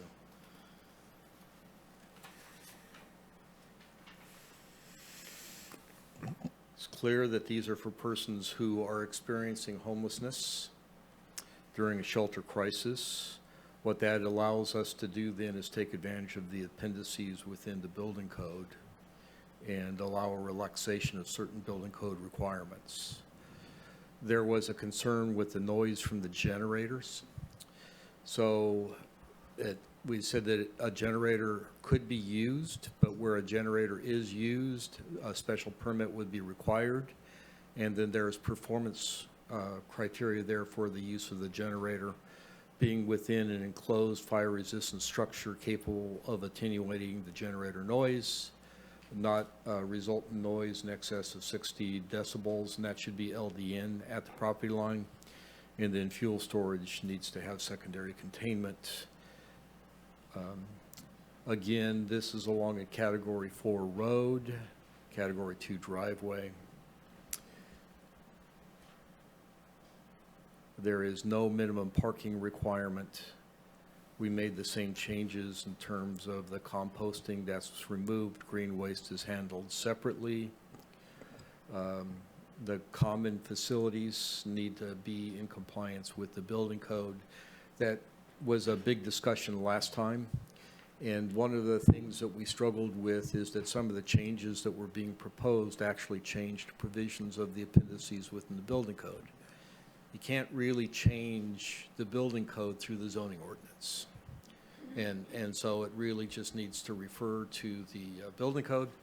If it's the desire of the commission to recommend to the board that there is the ability to amend locally some of the provisions of that building code, we can do that, but that's a separate process. And so if the commission wants to recommend the board, direct staff to pursue that, we can certainly do that.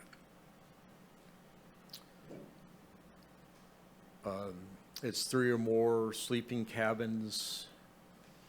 Where they're principally permitted is the C1, C2 was added in addition to the R3, R4.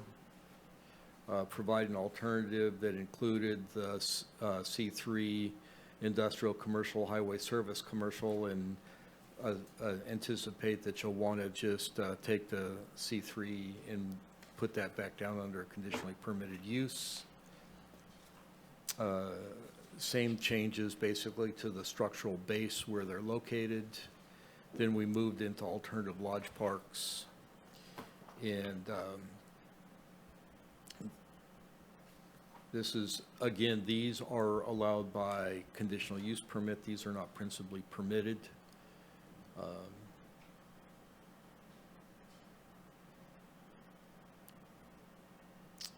And that's one of the things that the commission may want to give some consideration to in 6.2.5.5.2.1 is that they are allowed with a conditional use permit into C3. So if you want to take that out of there, we can certainly do that. The requirement for internal circulation to meet emergency access needs. And then when the shelter crisis ends or their use stops, these need to be removed. And then there's the same changes that went with the definitions and then also through the zoning tables. I'll stop that there and take any questions that you might have. Does anyone have any clarifying questions for staff before we do public comment? Does this include safe places for people to park and sleep in their cars or tent camping, or is it just hard structures?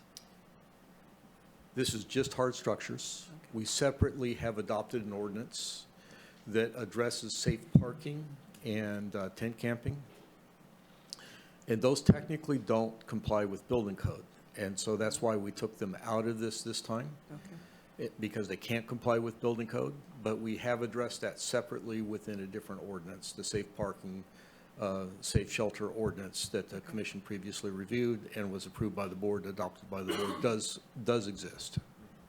These would be like containers or those portable housing that you buy? And These absolutely could be containers, touch sheds, anything like that. okay. We received some public comment referencing a project in Eugene and asking whether or not a project like that could be done here. I think the particular interest in that project was that it was done in a way that was very affordable and very doable. Are you familiar with that project? And I think I saw the what was submitted. Yeah. And yeah, I mean, that's really what we're talking about here. so you think that like what we're proposing could support the same model? Yes. Do we have any other clarifying questions for staff? Okay, so at this moment, I'll go to public comment. First off, in person. If you would like to make comment on the emergency housing village ordinance, please make your way to the podium if you want to. If you can step to the podium and make comment, we can't make direct, we can't answer questions directly, but sometimes if you ask good questions when it comes back to the Okay. commission, staff can answer clarifying The questions. question on that Commissioner O'Neill just asked about there not being the possibility of tents or cars or whatever. In the alternative lodge park, does that not also have that? Or was that removed? Any questions you have whenever Okay. when all public comments done, when we give the opportunity to those in Zoom too, staff brings it back and sometimes they'll clarify stuff. Okay, well, I just have comments, like, I don't know if this is ever really feasible and it's gonna really happen. I hope it does. I don't think it's an easy thing to do. I don't know that we're talking about affordability in the way that we should with a lot of this stuff. And, it takes a lot of money to do things. But the areas in which they can be done, I know, to Commissioner Scavdall's comment about not in industrial areas. Part of the reason that they did Opportunity Village in a light industrial area was because it was not subject to as much NIMBYism. They pitched it to the community, and they found out they had people that were friendly and could look and act other eyes and so forth in industrial areas. And they had no police calls, nothing. They actually were very appreciative. There are lots of things that have been said that I think I could make comment about, but there's a lot of alternatives to consider. And the one about Square One, I really appreciate all of your familiarity and commentary. I want you to think about things in terms of a continuum of housing, and this is like the entry-level stuff that we've talked about, you know, safe parking, safe sheltering, and that kind of stuff. But in terms of the tiny house village ordinance, affordability and being able to have a wide range, a continuum of housing, so that we're not just we're talking about things that are affordable and that can be done in rural areas. And it needs to be available for folks that fall into that gap. You know, we have very little shelter and we have a lot of unhoused people. When we look at the K through 12 figures on the CalPADS reports, there's so many children that are considered unhoused as well. And we don't get those in the point in time count. We really need to make it affordable. And I don't know how to do that. I don't know how people, I know all communities in Humboldt would love to have an option to be able to have a small tiny house village community where people who go homeless could stay there and remain in their communities and stay connected. I don't know how we do this. And on the continuum, one of the ways that you can do it is write into these things that incentives for cooperative housing. That's Square One. It makes it possible. It stays affordable. You can't ratchet it up and increase because of speculation. There's a lot of things that we haven't talked about that I don't know if we're ready to do this yet. That's my 2 cents. I really appreciate you working so hard, but I just think there isn't enough information for how people can actually make this happen in the ordinance. And I know my time's up. Thank you. Is there anyone else in the room that would like to make comment on this? Seeing no one else make their way to the podium. Anyone in Zoom? Looks like we have one attendee, but I don't see a hand up. So I will close public comment and bring it back to staff if they have any clarifying statements. Thank you. And in terms of the tents and cars and the alternative lodge parks, we did take that out because that would require an amendment to the building code. And it is a fine line between, you know, allowing the safe parking and camping in a tent and allowing these emergency village housing. The difference basically is that one is complying with the building code, the other is just something different. It's a very temporary kind of shelter. And so they're not the same. So we did take that out. It is something that I believe we included as an alternative recommendation in the staff report, that if you want to have the board make findings and go through the process of changing that so it could be allowed via the building code, that is something you can do, although we have already adopted the safe parking, safe shelter program that addresses that. Okay. Then I would just also say I truly appreciate the advocacy of Nezzy Wade. Always appreciate her comments. And there's a fine line when you're doing zoning between figuring out financing and figuring out how to structure the zoning regulations. And so part of the struggle with any of these developments that provide more affordable housing for them to be truly affordable is going to require subsidy. And so that really is a different process than just establishing the zoning standards. But this is the first step. You have to have this in order to go after the funding. You have to have a site, you know, that'll allow it to be done, because most of the funding has you must have this done by 18 months, you know, and you can't get an ordinance in place and buy land and all that after you get funded. Commissioner West. Has anyone taken you up on the safe parking ordinance? Unfortunately, no, not formally. There is well, that's not true. There is something coming in southern Humboldt that would be probably a combination of the emergency village housing and tiny home village. That's not there yet, but it is in the planning process. May I ask a follow-up question? in having that ordinance in place and I think developing this one, are there, I think, like, looking at from the outside in, it seems like there are a lot of barriers to doing this type of housing. And like, my hope is that we can reduce as many as possible and develop really sound policies to help support this desperately needed housing type. What are you hearing from folks with the safe parking ordinance in terms of barriers to doing that might benefit this Yeah. policy?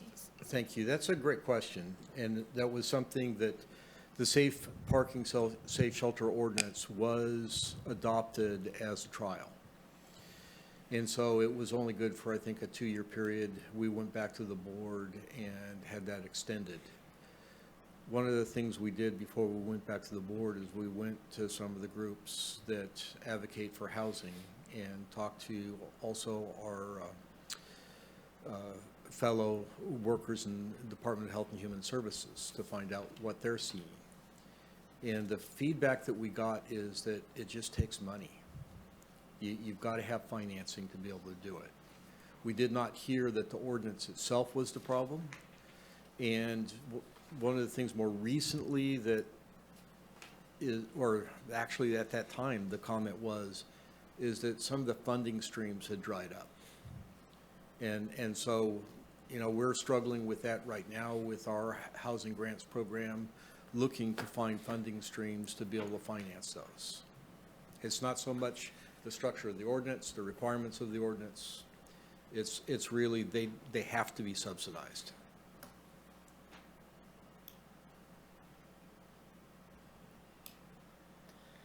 So, are you I- done with your question? I'm gonna. This one doesn't have parking in it?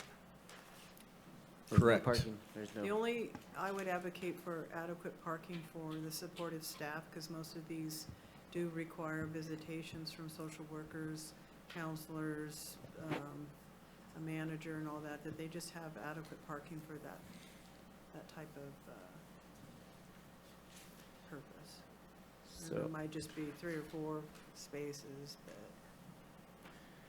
just to clarify, when you were going through the presentation, your recommendation was to change all the zoning language that we did in the previous, so that's Yep. part of, so what I'm seeing as ahead of, we have like one alternative to look at, and I'm just trying to make sure I'm not missing some other things. I think that is correct. Okay. Commissioner Curriasi? Just a quick note that the alternative lodge parks do include limited industrial and heavy industrial. Everything's conditionally permitted, but I just wanted to highlight that I'm in favor of it, but. Yes.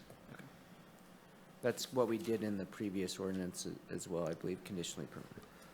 Oh, They weren't, those they land use weren't zones were not. included, you're right. Commissioner Curriasi is right. That Yeah. is a difference there. They are conditionally permitted, but we are looking at the heavier areas, and really it gets back to what Ms. Wade mentioned, is that these are uses that would probably generate a little bit of public comment. Yep. And so going to areas that have less concerned neighbors. Commissioner West. I have a process question, I think, in terms of, like, I hear Commissioner O'Neill wanting to talk about parking, and then I hear that we need to talk about an alternative. What is our preferred process, I think, to sort of bounce through the different issues that we want to talk about? I think it'd probably be most efficient just to put the ordinance back up on the screen and walk through it.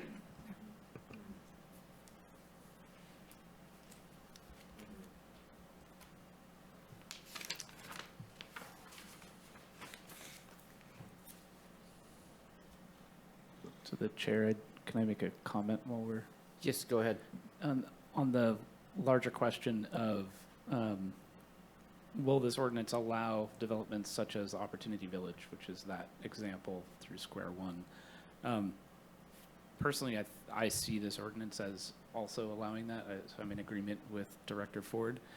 It is interesting to me, the comment that these have to be subsidized. One of the things I learned about Opportunity Village is that they built 30 units with a total of $100,000. And that is the actual cost of the materials. And then they operate at $3 per head per night.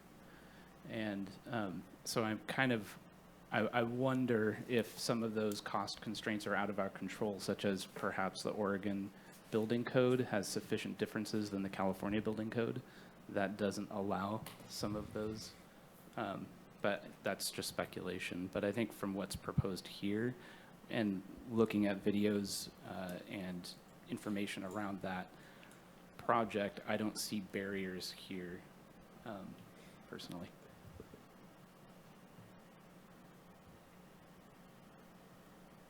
Okay. So, do we want to go right to alternative one? As that's the only alternative, or are we wanting to add, I guess, is there a consensus among the commission to add language to this more than what's been added since the last go around at it? Since what is it? Is there a desire to go in and add language? I heard one commissioner asking to add parking requirements. Just for staff. Is there a desire with the commission to dive into that? I think I have a clarifying question to Director Ford's point earlier about discussing a recommendation about the building code to the supervisors. I'm missing, is that in here and I'm missing it It somewhere? was in the staff report. Oh, it's in the staff report, okay. Yep. So that is personally where I'm interested in adding language, but that's not to the ordinance. I believe it's separate. Is that a correct understanding of how we would do Yes. this? Yes. Requesting change of building codes. Yes. I don't have any additional language to add, but I do support Commissioner O'Neill's comment about the parking.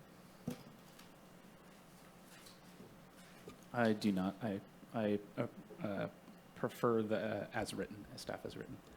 It's just that when you're in this type of housing, you have more social services provided on site. That's the new model, the continuum of care. And those people need to park somewhere when they get there. So it'd be nice if you don't have to have maybe 3 spots. But where are they gonna park? On the street, I guess. I hear what you're saying. I think I lean towards not requiring that because it could potentially be a barrier. I think in this kind of situation where like we're looking at like somebody running an entire operation and not individual houses trying to figure out who's parking where, I would leave it at the discretion of the person who is operating the village to know what they're providing a service and to know what the folks in their community need and what they need to operate, and not unintentionally limit them on what they can do on the site with parking requirements. Mr. Scavino. I agree with Commissioner West. I think this is emergency housing village, and less is more here, so I would not add the parking requirement. I agree. Nothing to add or suggest changes. 4-2, I could go, for me, I was very big on parking on the last one, but the same thing and this one is, we're all the comment we've got, we're asking for no barriers, or as minimal barriers as legally possible. So I would hate to put in a parking requirement, and then all of a sudden, one of these, like, that's the last, they have just this much square foot, and they just can't do it. So I would lean towards not doing it. So 5-2, we would put the parking to the side and go look at alternative 1, and then process. After we talk alternative 1, then we talk alternative building code, requests for building code amendments. Really quick, I also at some point would like to talk or make a comment on the generator piece as well when it's appropriate. Why don't we do that now? We can go back up to that. Yes, that, I remember we had a good, long talk about that. That is ahead of there, so go ahead, generator use. Thank you. Yeah, we did, and I think staff captured our discussion, which I'm really appreciative of. I did kind of really think about this quite a bit, and someone made a comment regarding air quality, and I would like to have some discussion around thoughts around potential for mitigating air quality. So I'm imagining where these, while yes, it's emergency use, we may have emergency shelter in place for multiple years. We already have. And I'm imagining 30 units running generators. I mean, I think that's a potential here. And everything, the way it's written, I'm fine, but I do have some concerns around the air quality in sort of a dense development. I like hearing your interpretation. The way I remember the discussion and the way I interpret this would be like one primary power source that has to be in a unit, because that's how it'd be conditionally permitted. And then to tie it into air quality, anything over 50 horsepower would have to be registered with North Coast Air Quality. So it would capture that. I didn't view our discussion last time or read this as 30 different units, because you wouldn't be able to meet these requirements. And I want to double check with staff if I'm interpreting that correctly. That is the understanding. It probably could be a little bit more clear to make sure that it's understood that there's not 30 different generators running on site, and that the generator would probably be large enough to need to be registered with the Air Board. And just thinking to the draft climate action plan, which I was going to address with you later tonight if we have a precious few moments. But, we could identify the type of generator. Obviously, propane would be have less exhaust. So how do they normally heat these small emergency units? Could be through electric, could be through gas. Like individual portable? I'd like to note that Opportunity propane? Village had no heating. They would have a small propane tank, like a trailer RV, and then they heat? Probably not a bunch of small propane tanks. It would probably be something, I think Commissioner Curiosi's comment that he just made is probably closer to the truth, since these are emergency shelters. They probably are not equipped with the full level of heating. They probably are really shelters to get people out of the elements. And that's not addressed in here. I think some of the ones I saw, they had like one solar panel and it had enough juice to maybe charge your phone or a small light or something like that, but not run a heater. So I don't know what we're required to have to provide, by the health department or something in terms of body heat, temperature.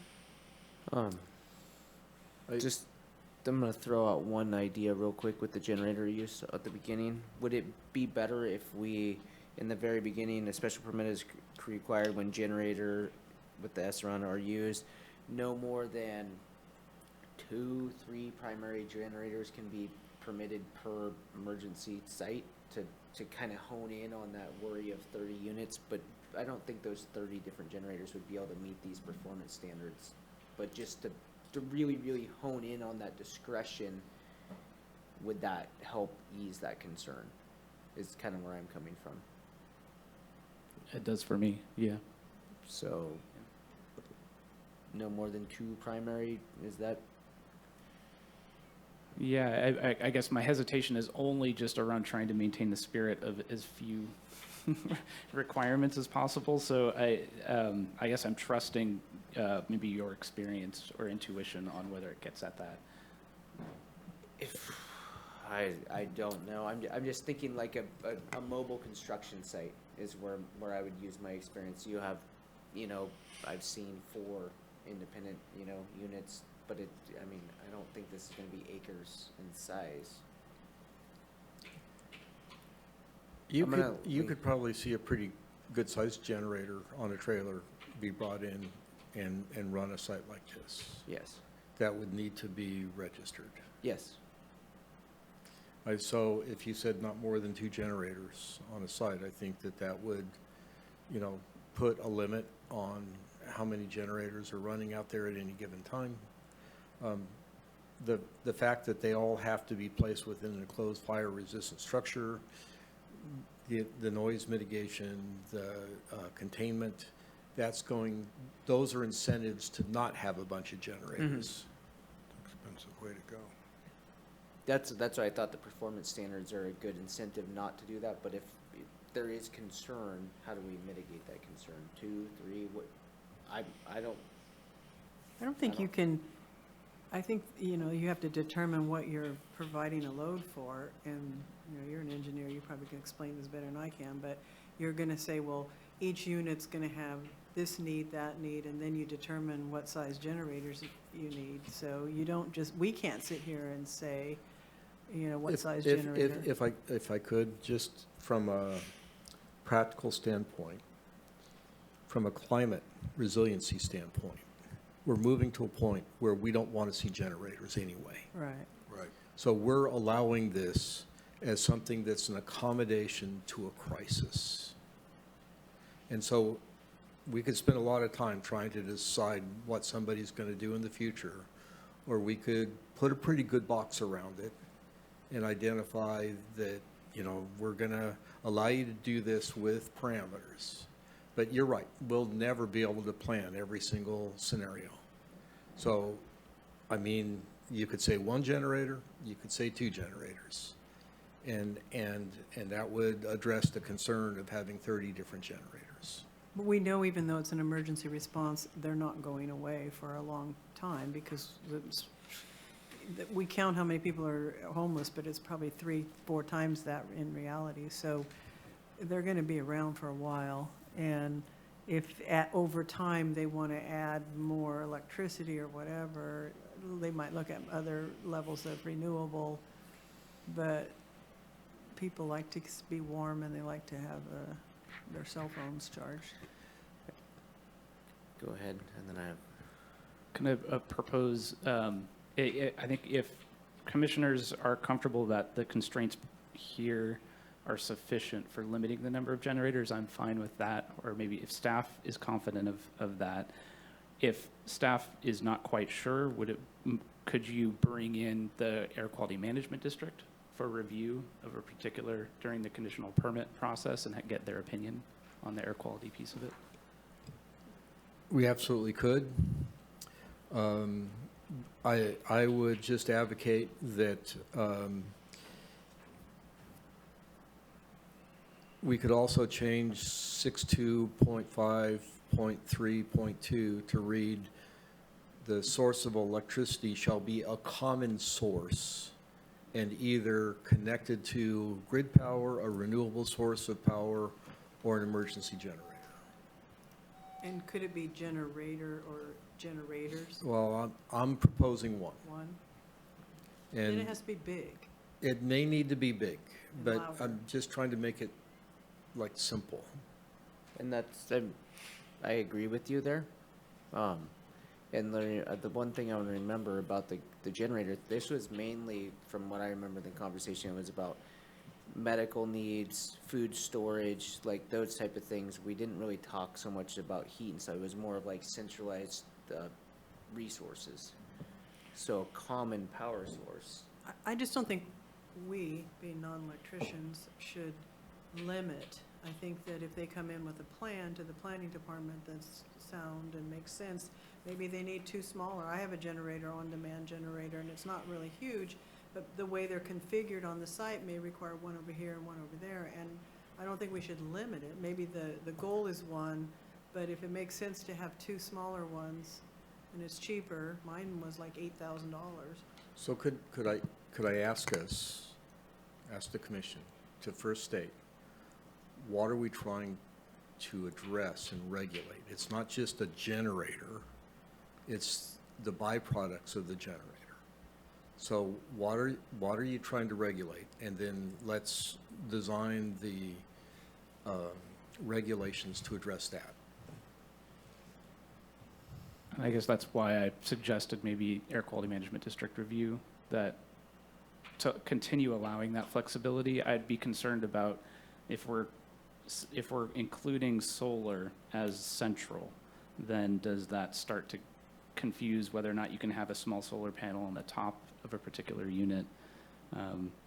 So I guess I'm in favor of how it's written and leaving it up to staff to So think am I. through the air quality, the best way to approach the air quality question. Well, the problem with the air quality question, if they're required to get a permit, they're required to get a permit anyway.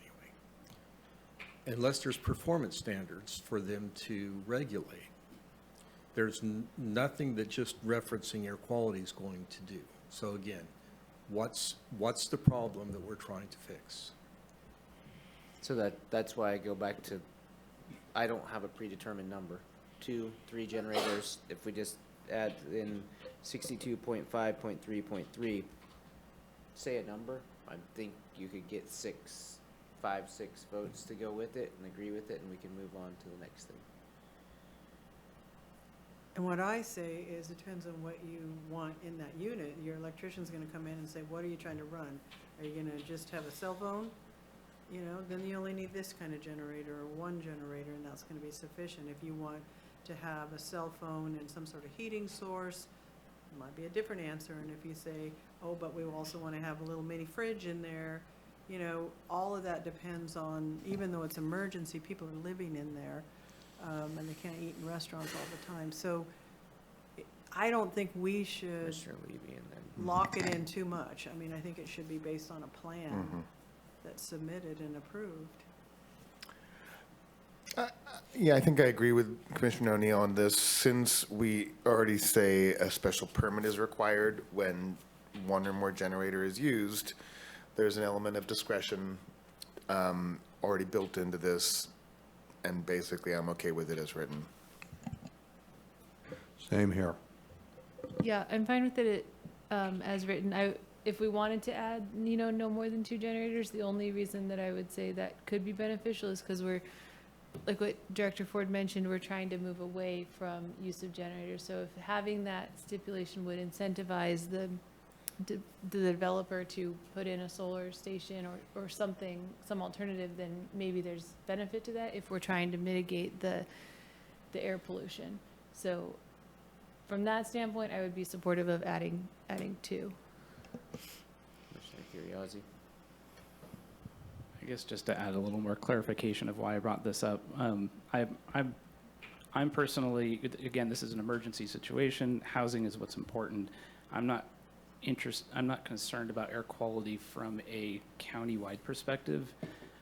So for example, I've been in houseless areas where there are multiple generators running, and the air quality in that moment with kids involved, et cetera, is orders of magnitudes worse than living next to a freeway.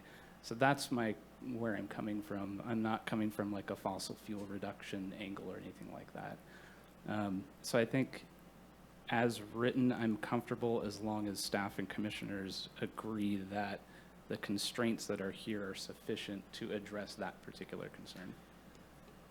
I would agree with that, and the other part is that it's also conditionally, so if there's some new concern brought up, like you can't even fire up, the way I read this is, in emergency housing ordinance, they can't just fire up a bunch of EU 2000s because that's not part of the allowance, so. And it might only run for a few hours a day, and the residents know that because, it's expensive to run a generator constantly. Even people that live up in the hills, they don't turn it on all the time. Commissioner West? I really appreciate you bringing it up. I think it's an important conversation to have. And I think I've been listening and a little bit struggling because I would like to, I don't think it's one of those where we can't, I don't want to limit a situation where it would be really helpful, like we've been talking about, but also I want to take safety into consideration. So I think I'm just at a point where we can't we can't solve for every problem at this point, unknown, and with the sideboards that we have in place, I think as comfortable as I'm going to be, but I think it was a worthwhile discussion. So I heard at least 5 that said leave it as it is, so are we good with that? Yeah. Yep. So now, can we go to alternative 1? Not quite. Commissioner Scott?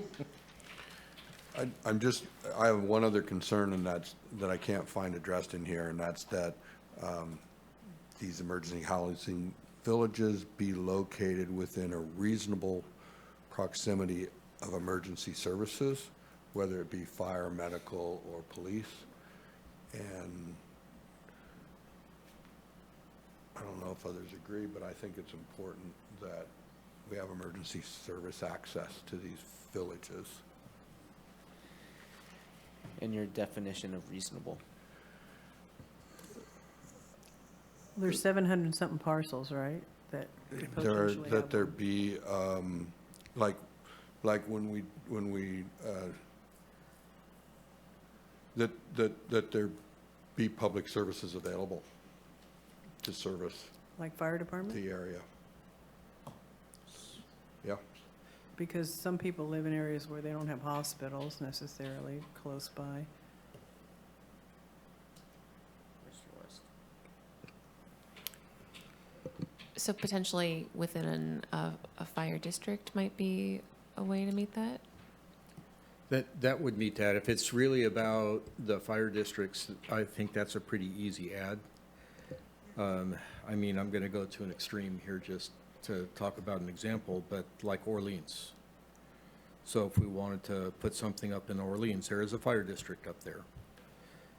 But other services are far harder to get. And so then the question would be is, would we not want one of these up there if we didn't have a full breadth of services, or would it be better for people to have shelter? I guess what I was thinking about as an example was definitely fire districts. I know for some projects, we actually condition them to make sure that they understand there's no fire service available in that particular area. I think a fire district is a minimum because that does have EMT response as well as fire. So add the language within a fire district. Is that what you're requesting? My proposal, yes. Yeah. Is there any area where there's not a fire department? Yes. Yes. Where would that be?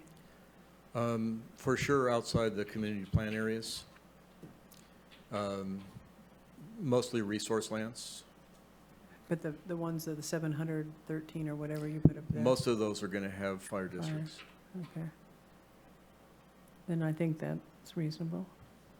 Okay. Consensus? Yeah. Okay.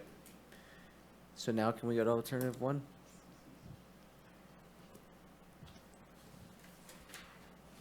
What page are we on now? Page 4 on the inland, and I'm looking for, Commissioner Levy has his first opinion. I'm gonna hear it. I do? I'm trying to encourage someone to talk. Okay. And make a position one way or another, and then we go from there. So I guess this is really the question of just being consistent with what the commission did previously, or are you okay with this being principally permitted in an industrial commercial zone? And these are just the emergency dependent unit villages.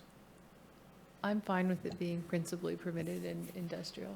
Yep, I would agree with that, which is how it's written. Commissioner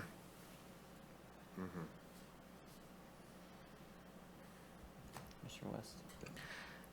Given that this is emergency housing, and yeah, I think that it is appropriate to, and it also reduces barriers to have it be principally permitted. Yeah. So that would be, then the motion would be to adopt alternative 1. Yes. I'm a coin flip. But I acknowledge there's a majority that would support this, so I'm okay with that. I am as well, but I still do have, and I'm definitely supportive of these emergency housing villages. I also have concerns about safety. These are people that are often walking or on bicycles, and we're putting these homes in the heavy industrial areas. There aren't going to be necessarily bike lanes there. So I do have a safety concern. I mean, to be fair, we lack bike lanes in a lot We of do. residential We do. areas. You're so absolutely right. I think these are. But we don't have logging trucks or heavy equipment, in those neighborhoods Isn't that where either. the mission is right now? It's down in the industrial part of Eureka? Yeah. Yeah, and I think there are a lot of industrial parts that are maybe underutilized, even though they're still zoned industrial. Maybe the county has the hope that one day an industry will move in there, and so I think we should use the available land. My concerns are safety as well, but I also recognize that there's more majority that wants alternative one, so I accept it. No, I'm fine. I just pointed out, and, it would be great if we could have adequate lighting and things like that around these villages. I don't want to see somebody Is there a way get hurt. that you could put some provision in there that if staff deemed that it was an unsafe environment, that they could reject it?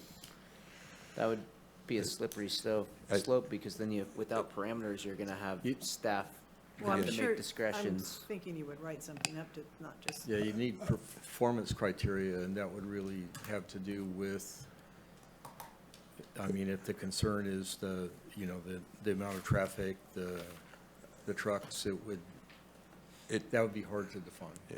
I'll acknowledge that it's likely to be safer than where they may be housed currently, so, Well, the reality is nobody else is gonna want this in their neighborhood, so that might be their only option. The one that, Square One, the first one they built was in a auto repair parcel that had been repossessed for non-payment of taxes. So those are probably your only places. I think we're on the same sheet of music. Okay, so we agree alternative one is in, and now we are at the point where are we interested in requesting the Board of Supervisors to potentially amend the building code? Commissioner Curriasi? Would like to propose in the removal section that we provide, I would like to see upwards of 365 days. So again, this is a situation where suddenly the emergency or shelter determination has been ended, and we have people that ideally are placed somewhere rather than kicked back out to the street. So considering something upwards of 365, I think my minimum request would be 180 days. What section? Remove. I think Page that's 5. fine, but I would offer that the reason we went there is that it's unlikely that the shelter crisis declaration is going to be lifted while people are still living in mass in shelters. Yeah, it's not I gonna just thought- happen for years. Maybe. Until all of us Yeah. baby boomers. But 180 pass. days is fine. We've got no objection to that. Okay, yeah, and I just, before we leave this behind, I just want to go back to something that Director Ford said about conditionally permitted alternative lodge parks. I'm not sure I totally caught your comment at the time, Director Ford, but were you saying you may want, I think you said you may want to consider making a change here to make it consistent with something else that we're doing? No, I think the alternative lodge parks are fine in light of the conversation that we've had. I think the thing that was there was where we're allowing it in the heavier industrial zones. But again, that's a conditionally permitted use anyway, where there is a high degree of discretion. Those would be reviewed by the Planning Commission. Right, all of those require a CUP essentially, so, right. okay, so I just want to make sure there wasn't something else that we were missing for consistency. I think if I remember it right, the Lodge Park thing, whatever's the tents was removed from the conditionally, we removed tents. That's what I remember from the presentation. Correct. Commissioner West, sorry. I wanted to echo Commissioner Curriasi in, while the shelter crisis probably will not be retracted anytime soon, I think that it is prudent to give a longer time scale for folks to dismantle and figure out next steps than 90 days. That goes pretty quick, so I would love to see at least 180 days. I think I heard a consensus of 180 days already, and Sorry, I missed that. failed to call that out. So then if you could help us with the building code So recommendation then- potential?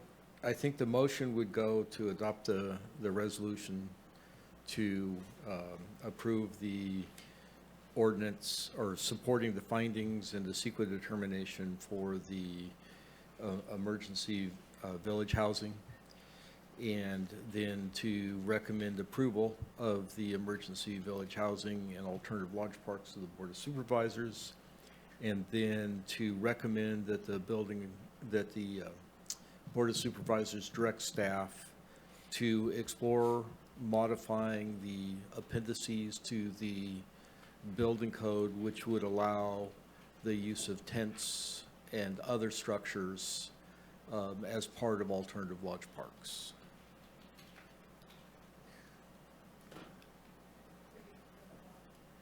What's that? That was a lot, Yeah. that's what she said. I think the first thing you were asking for was a motion to adopt the ordinance to support the findings of the tiny village or emergency housing ordinance, correct? Yes. Okay, so I made the motion. And as part of that motion, are you going to request the Board of Supervisors amend the building code? I think that we hadn't decided that that's what we were gonna do, right? Well, that's why you would make the motion and then see how Well, the if we vote goes. don't do that, can this even happen? Yes. I mean, Yes. everything that's in the ordinance right now, it's written to perform without those modifications. And then why do we want the modifications? Because if those modifications were made, it would allow the, actually the Planning and Building Department to either consider those, consider tents. Or yurts or something like that? Yes. On a foundation, a wood platform? And the struggle there is because the average low temperature needs to be above 50 degrees. Yep.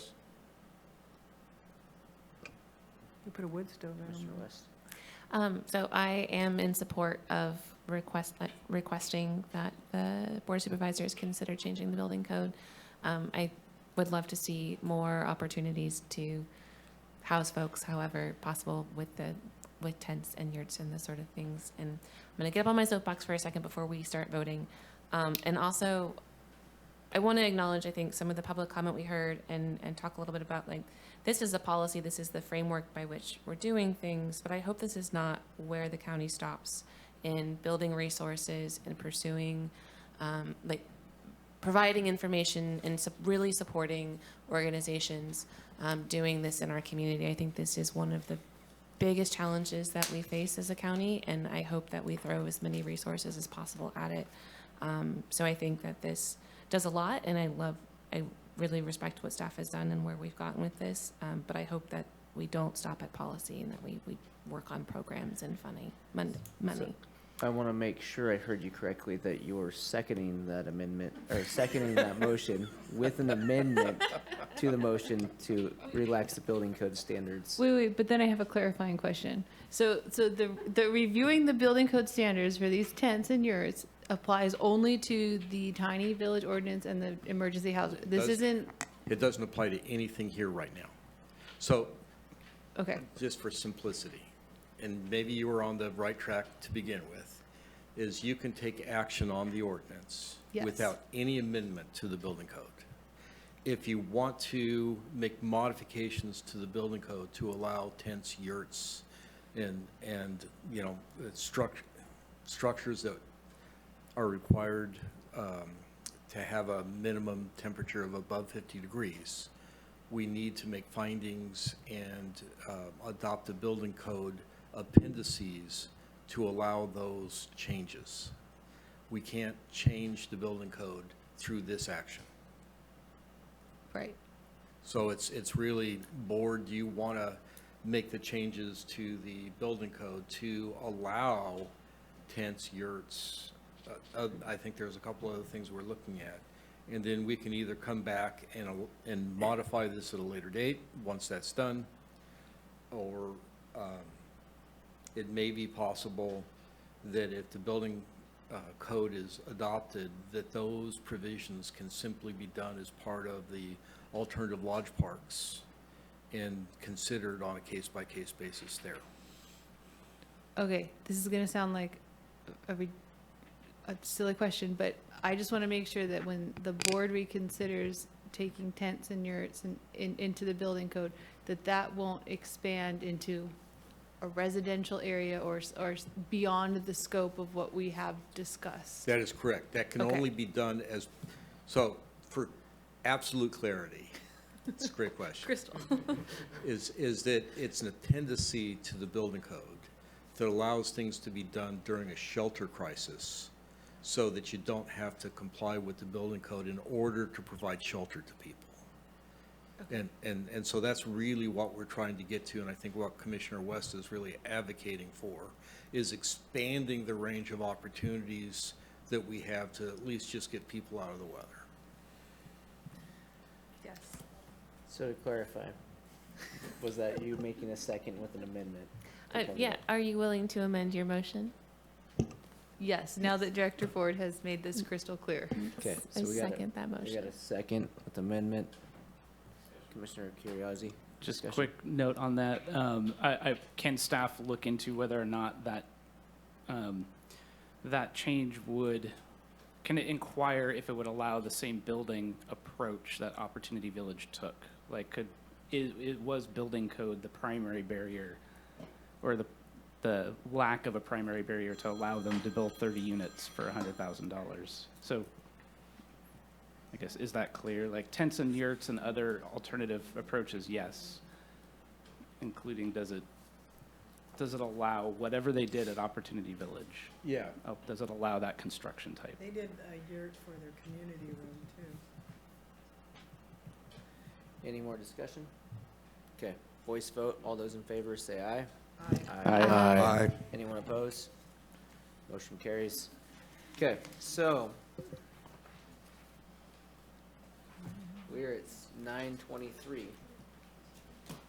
We're supposed to end our meetings at 9:30.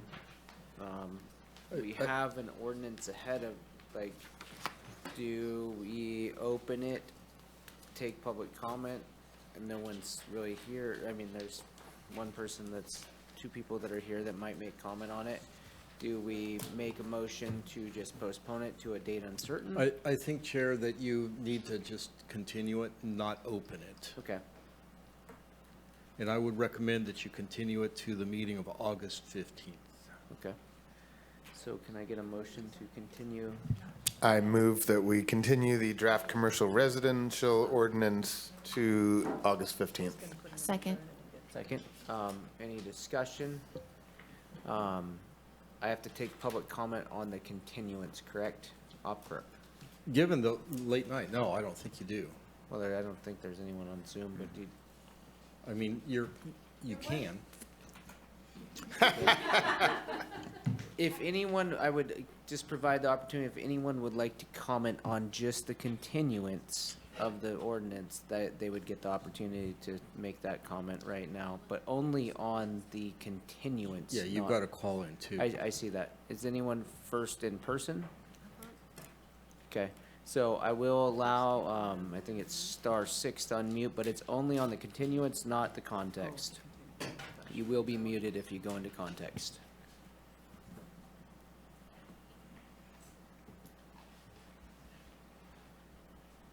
*6 to unmute.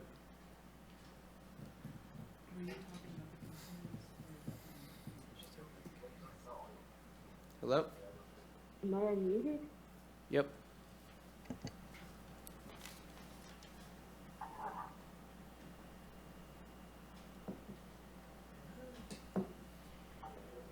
Hello?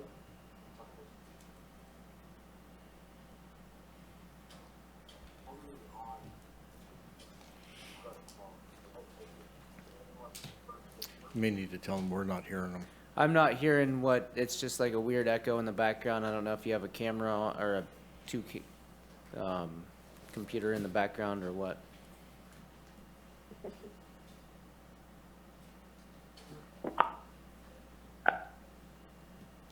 They're muted back. Okay. Unmuted again? Am I on?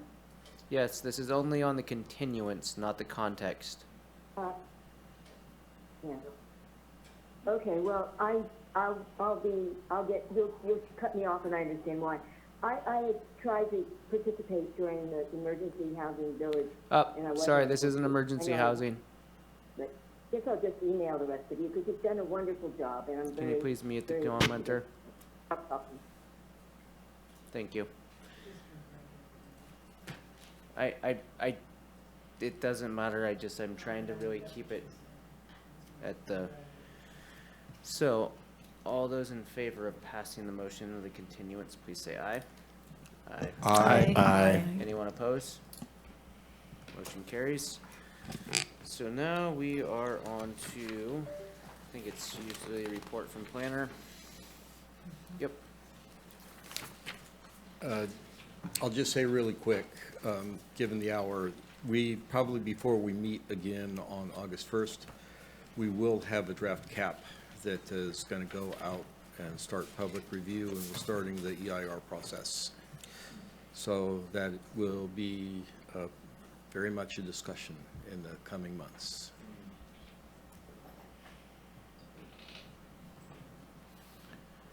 Okay. Commissioner West, sorry. I know that your team has been working on that for quite a while, so that's very exciting and look forward to it. Optimist.